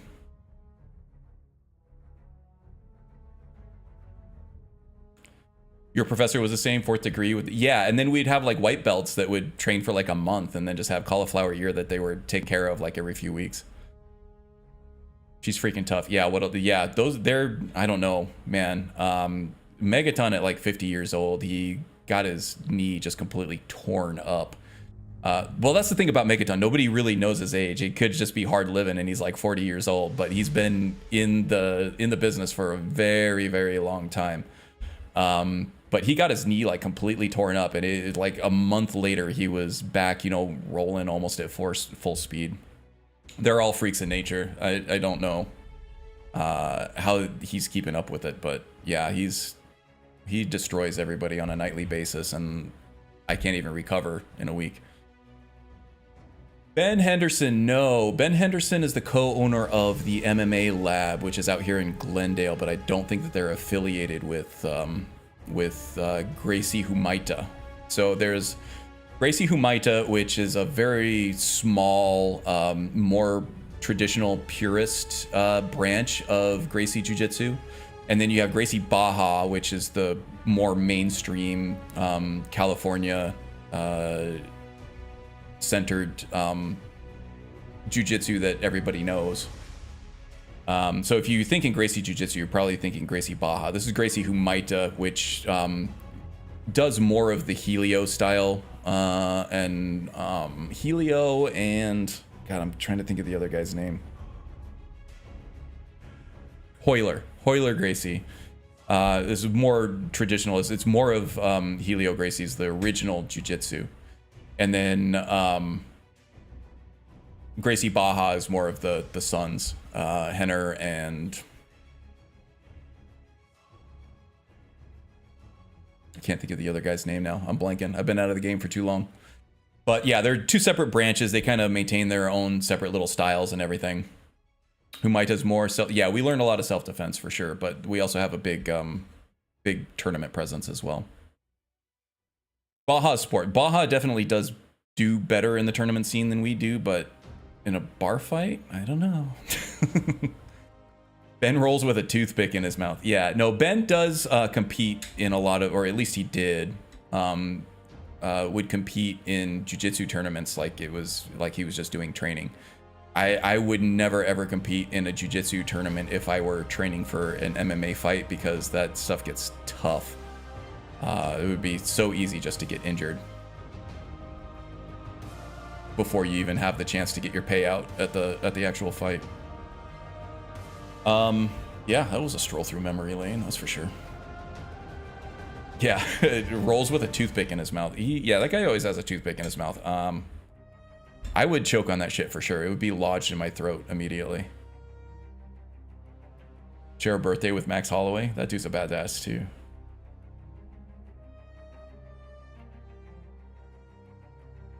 December 4th, you're gonna be a year older. Oh, you're just a year older than Max Holloway. Yeah, December 4th, that's coming up, man. All right, that's it for me, I think, guys. Thanks a lot. I'm gonna get some lunch. It was fun talking about old war stories and things like that. Man, I might go join a boxing gym or something now. Max is a beast, yeah, for sure. All right, guys. Thanks a lot. It was fun hanging out. I will see you next week, most likely. Thanks for the day. Yeah, you got it, man. Just everybody needs a little more Skyrim in their lives, right? All right. See you guys.